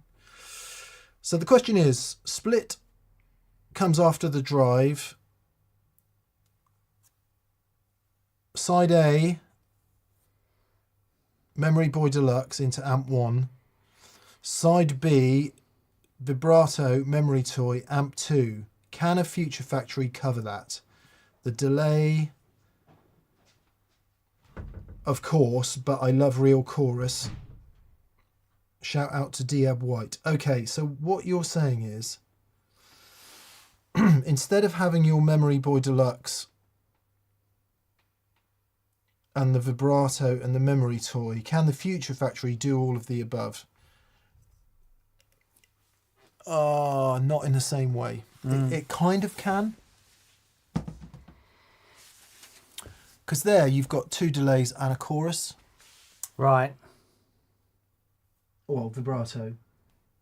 And obviously, I'm reading between the lines here, Felix, but by having vibrato in one amp, you're doing real chorus in the way Dan does it, right? I'm assuming that's where we're going with this.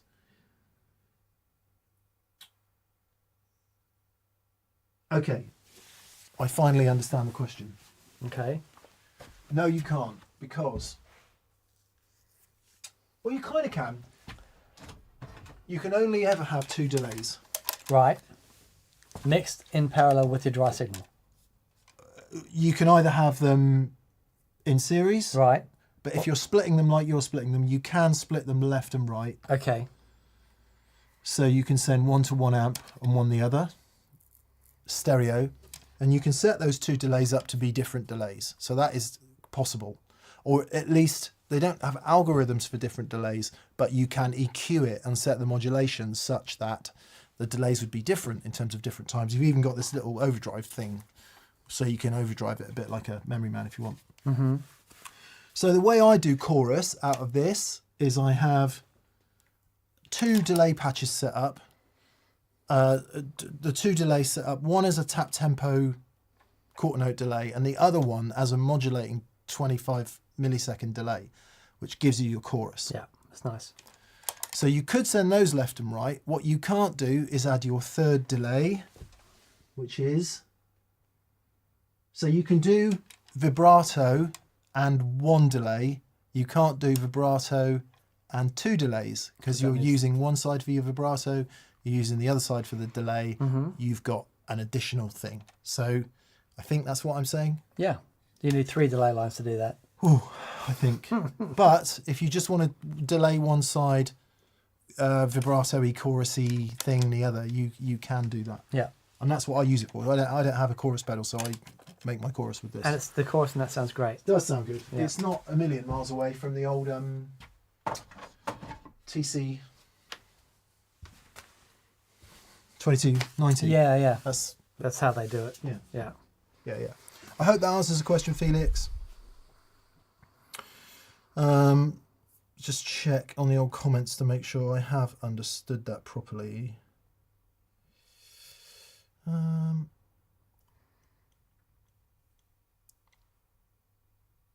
Yeah. David Dixon says, Dan, can I replicate the tri-chorusing by using 3 chorus pedals in a parallel signal chain? You can. Ideally, you only want a single direct sound. So if you can kill dry and put an analog direct sound around them, you can. It's nice to have some control over the delay time. But yes, absolutely, you can do that. Yes. Victor Gustafsson. Hello, Victor. Hello, Victor. He says, evening, gents.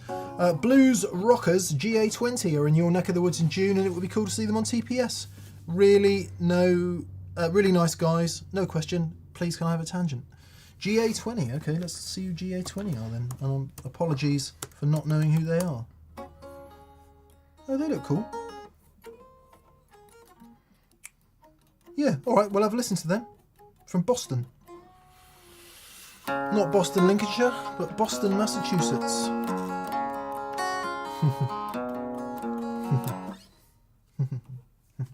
All right, we'll check them out, Victor. Thank you for the heads up. Cyril Gordefroy. Cyril Gordefroy has superchied, but has no question. I'll just make sure we haven't missed anything. Okay.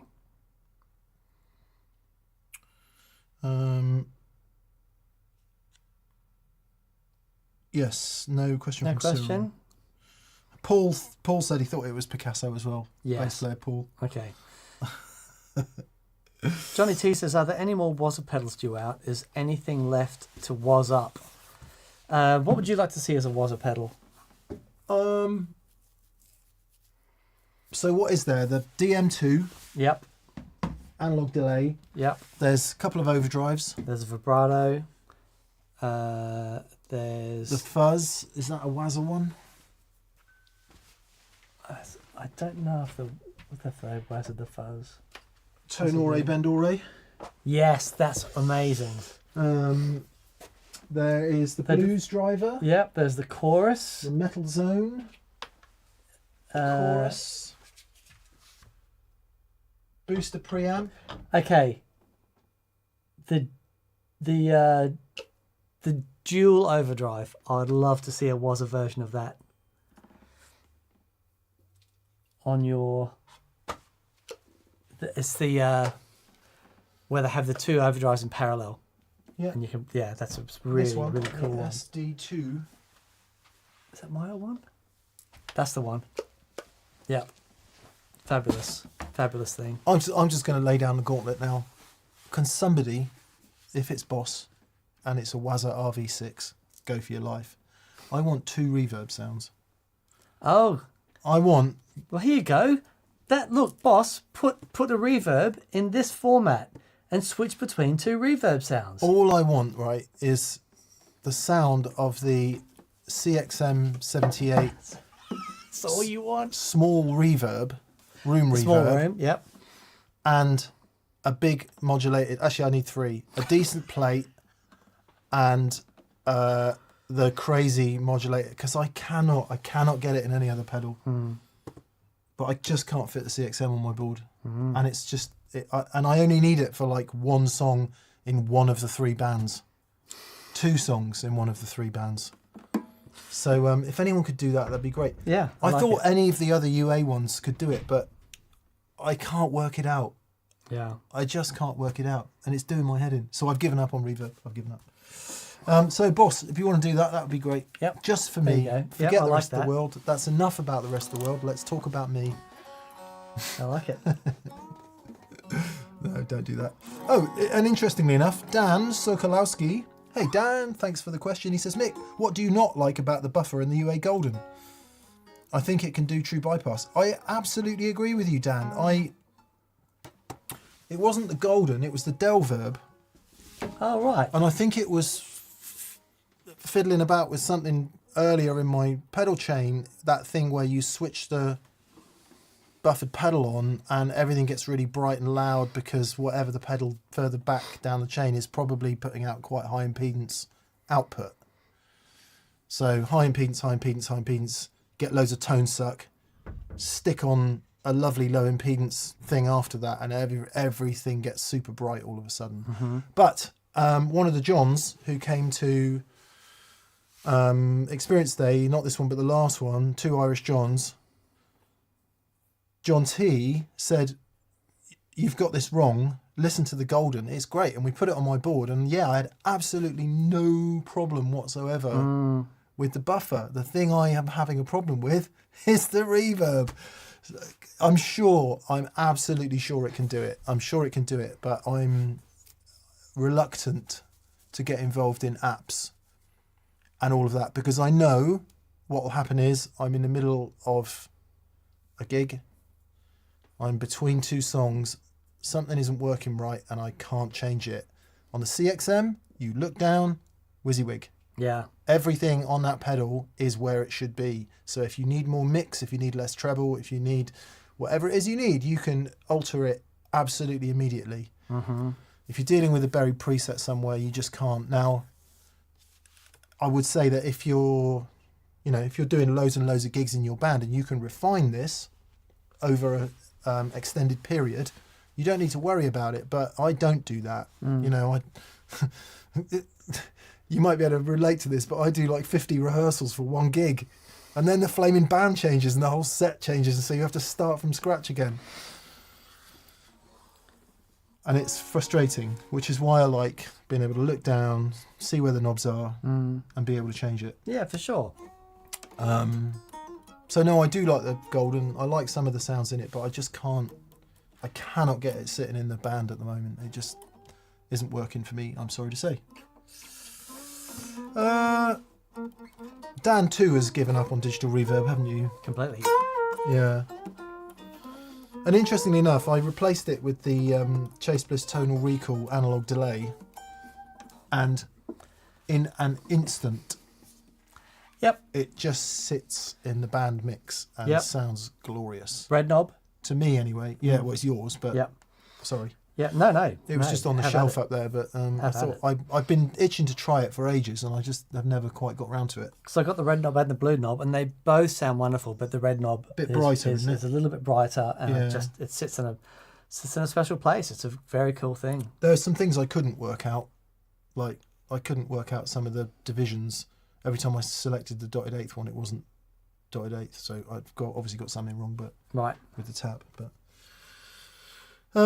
Yeah, so I'm perfectly happy with the buffer in the UA Golden, Dan. Apologies if I've misled the congregation on that. Martin Tracy. Hey, Martin. Hey, Martin. Howdy, gents. What do you think of the Fender 5762 pickups? It's been a while. I correct me if I'm wrong. This is what used to be an American vintage Strats before 2012, I think. So it would have been what was originally in blue. My old blue Strat. That's what the original pickups would have been, I think. 350 quid for the set. Yeah. Are they currently available? Because they might have updated them. Or is that reverb? Yeah, so I'm not entirely sure what you mean, but if you mean those, that's that Fender. So they're new, are they? Man, come on, Fender. Maybe they're new. Sorry, we don't know what you mean. 5762. It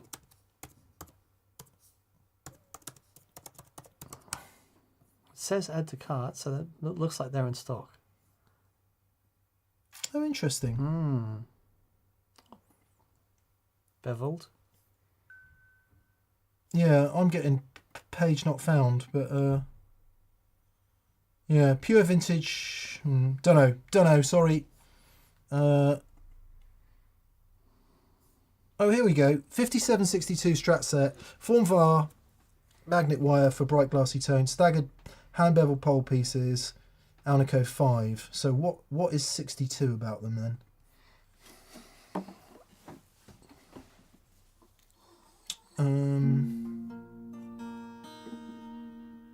Oh, I see. Yeah.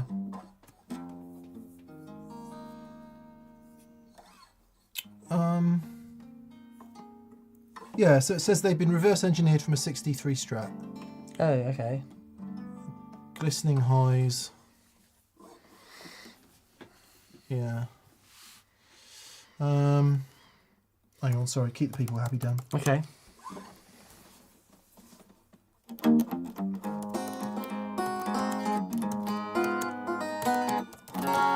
I'm digging this actually. I might put my strings on it and set it up again. I'd forgotten about this neck.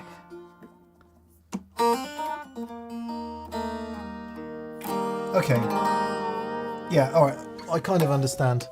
So they're called 57 to 62 because in late 63, I think, 64, is that when they went to the plain enamel wire? Maybe sometime around then. And they have a different response in the high end with the plain enamel wire. So it's basically the pre-CBS Strat set is what it looks like they are. And the other thing about 63, for me anyway, it's never as didactic as this, but in general, what I found with old Strats is they get stronger from about 59. As you start getting into 62, 63, they really start getting to be quite edgy and quite forward in the sound. Softer, sweeter, shall we say, 59, 60. Me and Thomas Blug talk about this, and we reckon 61 is a lovely place. 62, they start getting a bit more. 63, a bit more. And some of those 63 guitars can be quite aggressive sounding, and then comes the wire change. And of course, everything else is changing, like the way they were potted changed, the magnets changed, because it wasn't like we're going to use this today and that tomorrow. It was whatever they could get, plus the vagaries and inconsistencies of build and all of that. Do you know anyone that was there during that time? I've talked to people. I have interviewed people years ago, I think.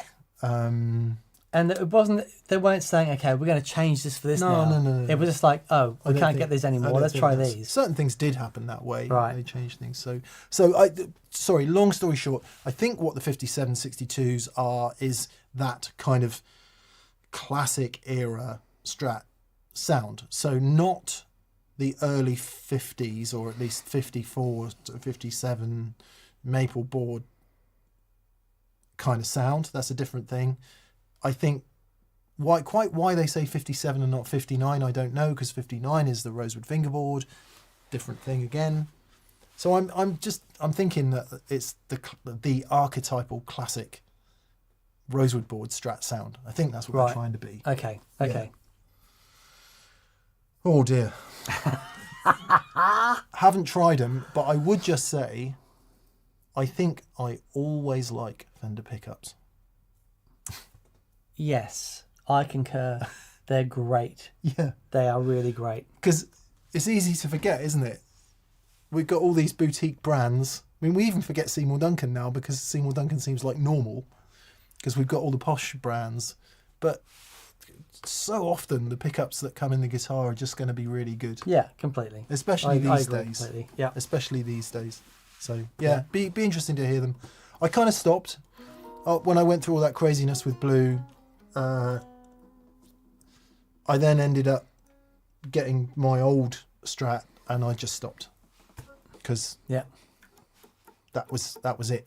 I didn't need to hear anything else. Yeah, which sounds a bit whatever, but that's what I'd been looking for. So, however, in this guitar,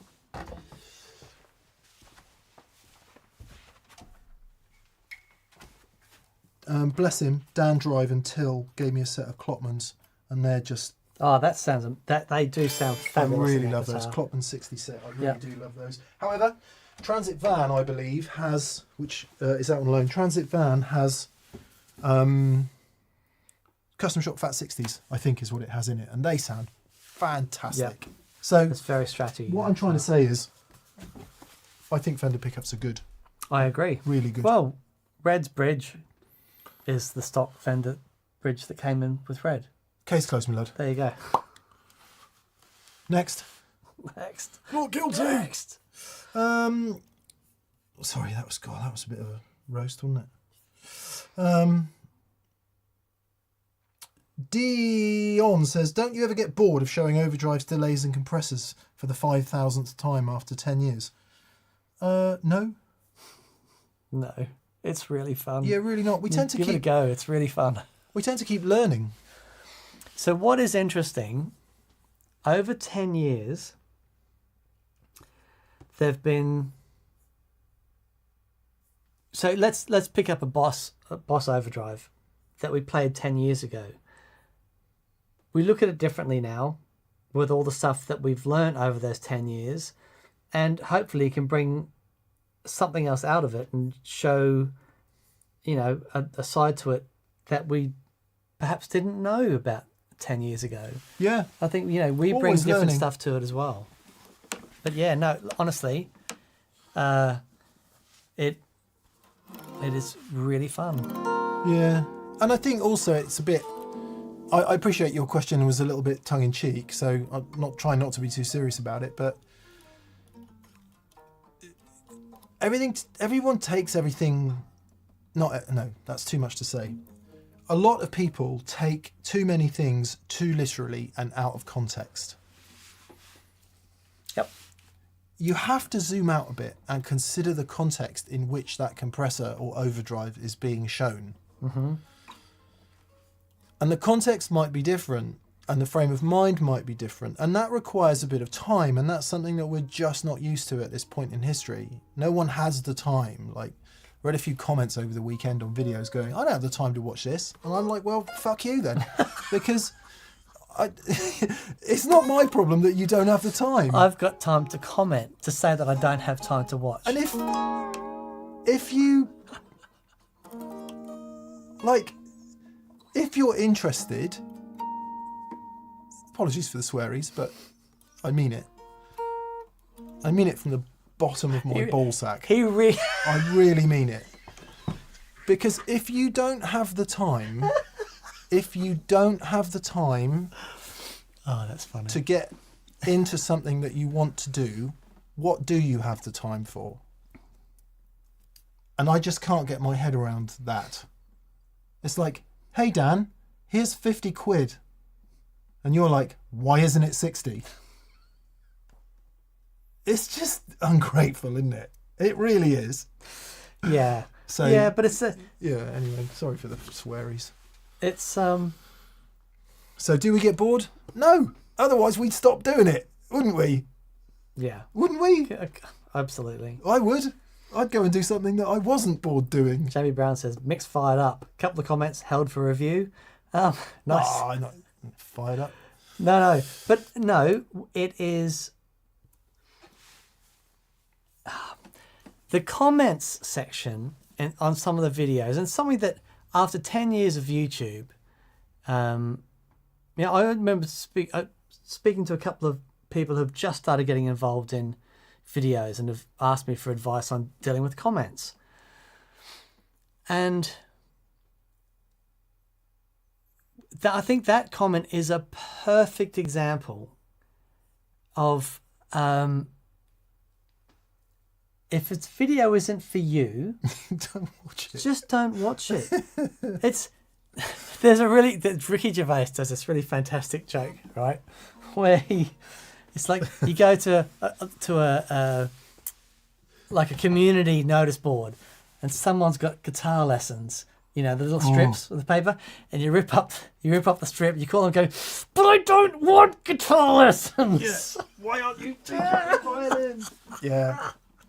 I know. And just to round that all out, Dan and I are also aware that getting annoyed by stuff like that is really, really detracting from those of you who do love it. And our time. We want to talk to you. We want to talk to you who love it too. Our time is for you. It's exactly. Our time is for you. And one of the things is, you know what it is? I think I know what it is, right? Right. Because most of the time we're talking to you. Most of the time we're talking to people who are passionate about the same thing that we're passionate about. And so you're reading down the comments because you want to, you know, impart some knowledge. One of the things I love about VCQ is when I read the comments, there's a lot of conversations that are happening, and I love it. You guys are helping each other, offering advice. It's really beautiful. Yeah. We are fiercely passionate about it's this amazing community that's grown up over 10 years. But what happens is we'll be reading these comments of the 99.9% just gorgeous people who we love dearly. Yeah, absolutely. The guard will be down, and there'll just be this one knob. Someone who just tweaks the touches you're the just not ready for it. It goes, touches the annoyance. Yeah, that's button. right. That's right. So Yeah. There we go. Anyway, That's funny.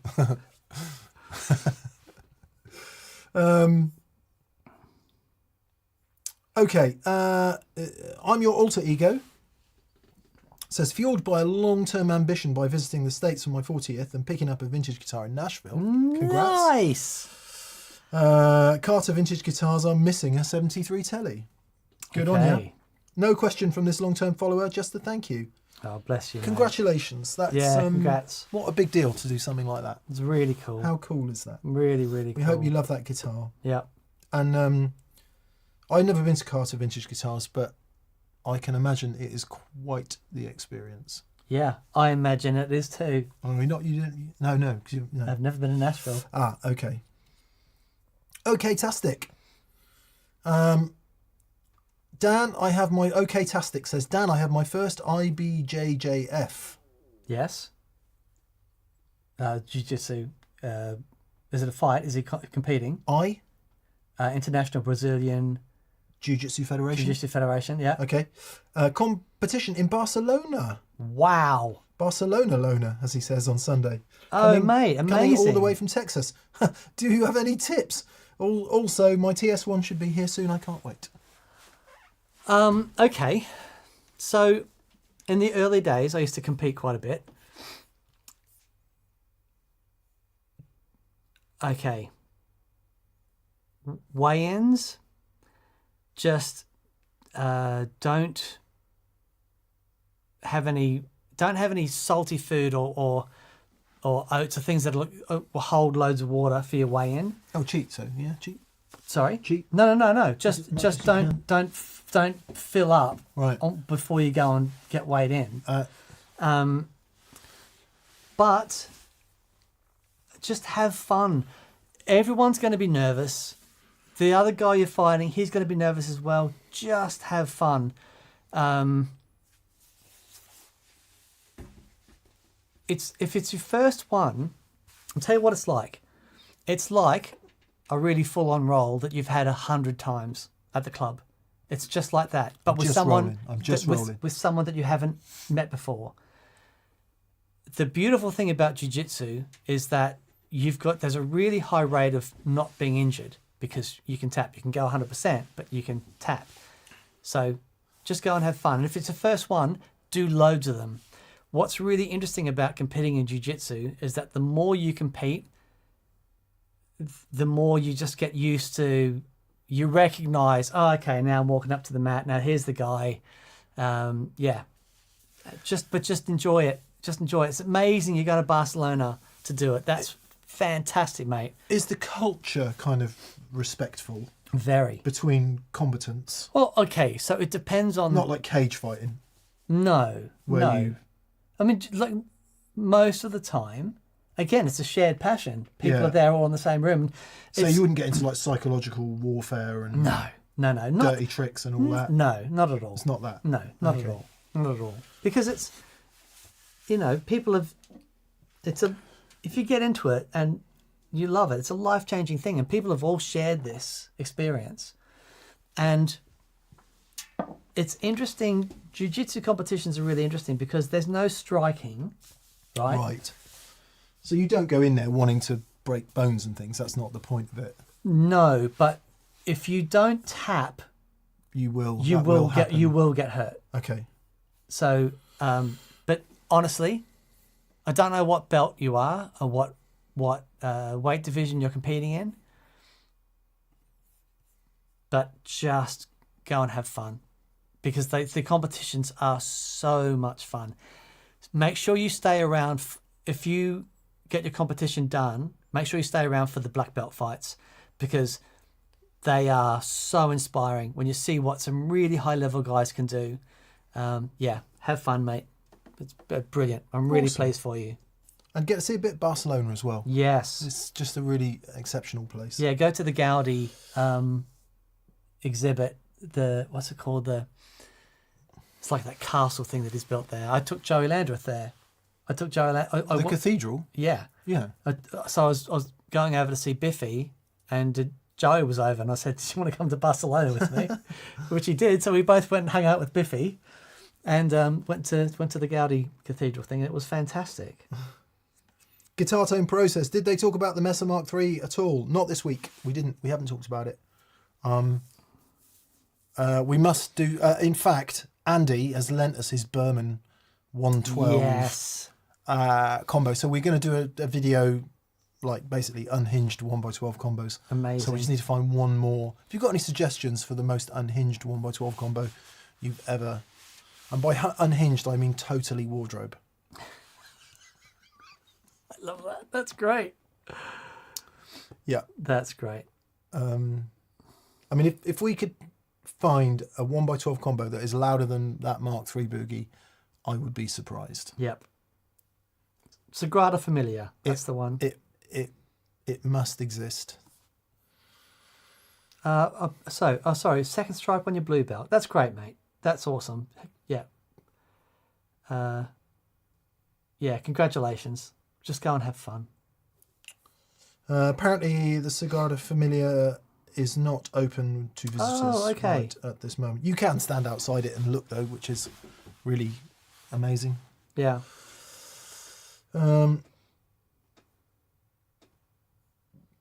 Good. Wes Chilton says totally wardrobe. It's an old Viz reference. There was a character who had a swear word in his name, and he was totally wardrobe. Awesome. Oh, Jake Bisognan, the Jim Kelly 1x12 is killer. That is a fantastic shout. Yeah. Yes. I was about 36 inches from it when Stacey did his Steely Dan gig at Ronnie's. Okay. Was it Ronnie's? Yeah, Ronnie Scott's. And you got the full. I was like literally 36 inches from the speaker into my face. All right. Yeah. That's a great shout. There we are. Okay, folks. Thank you for being with us.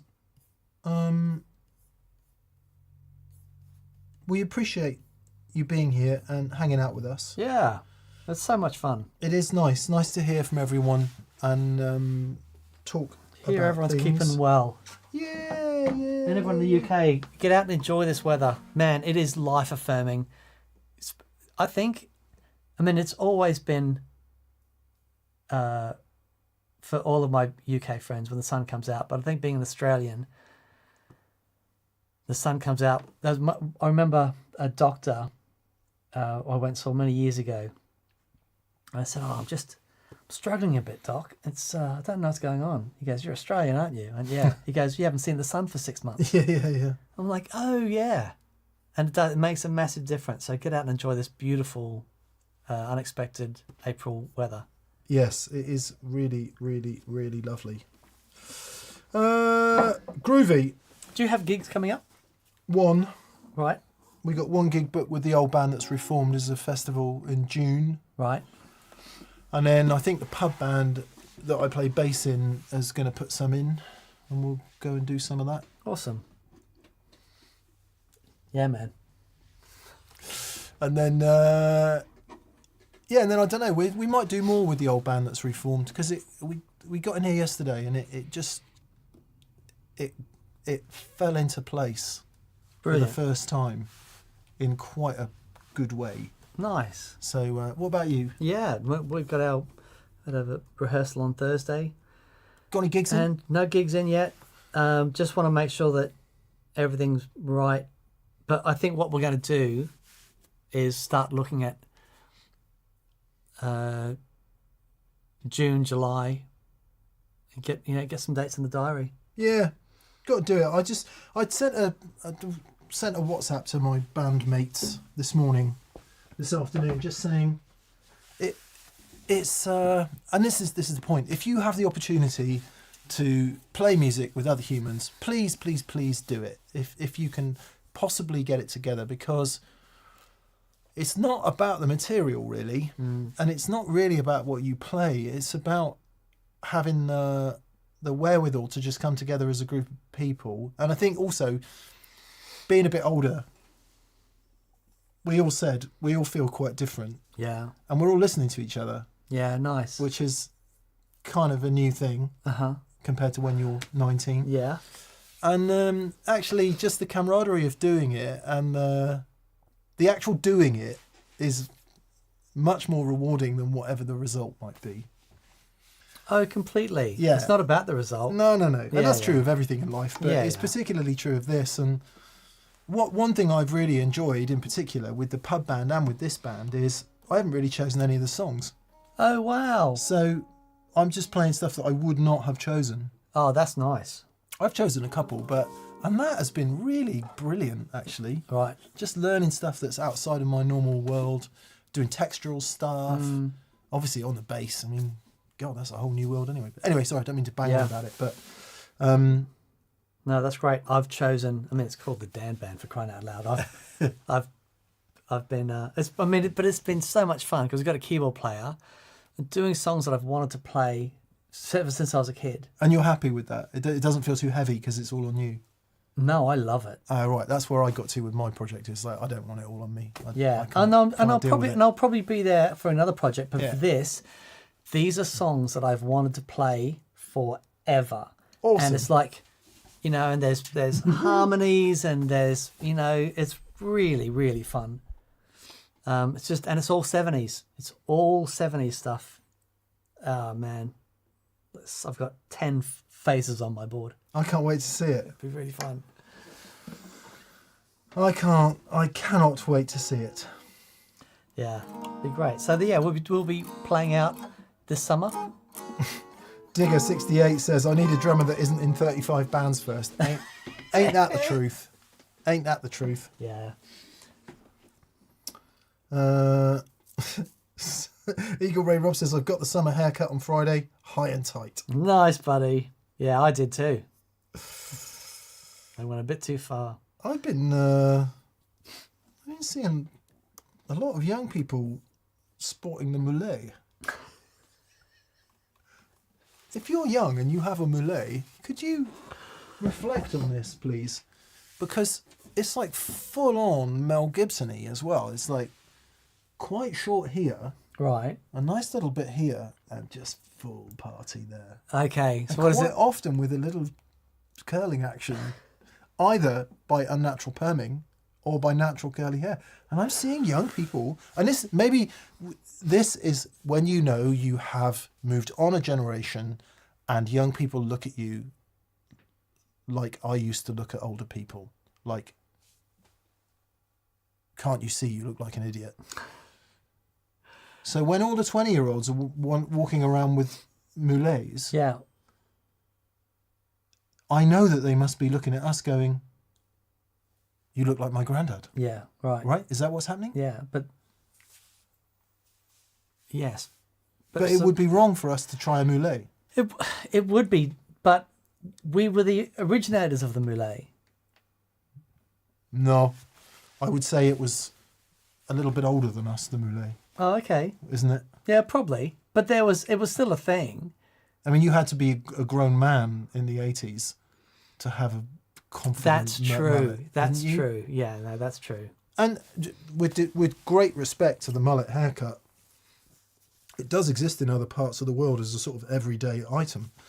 I've seen it in other parts of the world as where it doesn't attract ridicule. Frankie Holt says the perm mullet is called a Kentucky waterfall. I want one now. Oh man, that's wonderful. I just want one. Anyway, young people, if you're rocking the mullet, good for you, is all I can say. Idols have a wonderful song called Never Fight a Man with a Perm. Oh, yeah. That's brilliant. Hasselhoff. You've got the confidence. Did he ever lose a fight in Baywatch? Oh, what, on telly? No, Yeah. He was 17 and 0 on Baywatch. Even the Berlin Wall had to go at him, isn't it? No, he went up and kicked that thing down. Right, Fantastic. we'll see you Friday. Someone was asking what Friday's show is. It's going to be acoustic guitars, Yes. but without having to buy anything brown that says acoustic on it. I mean, obviously the acoustic guitar, but then after that, why not just plug it into a deluxe reverb with some pedals? Honestly, that show was so much fun, and some of the sounds were just wonderful. Yeah, I did the audio this morning. It sounds pretty good. Yeah, just some ideas about how you might want to incorporate your acoustic guitar without having to buy loads of acoustic specific stuff. Yeah. And make everything brown. I think we need variations in mullet in G minor. Please, Variations mate. in mullet.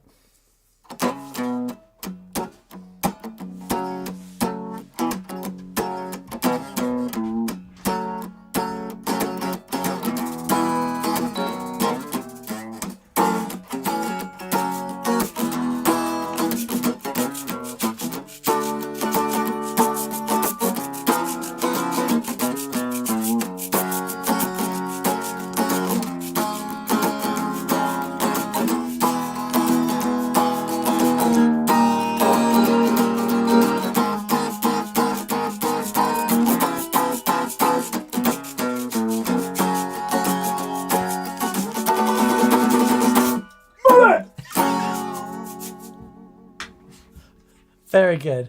Very good.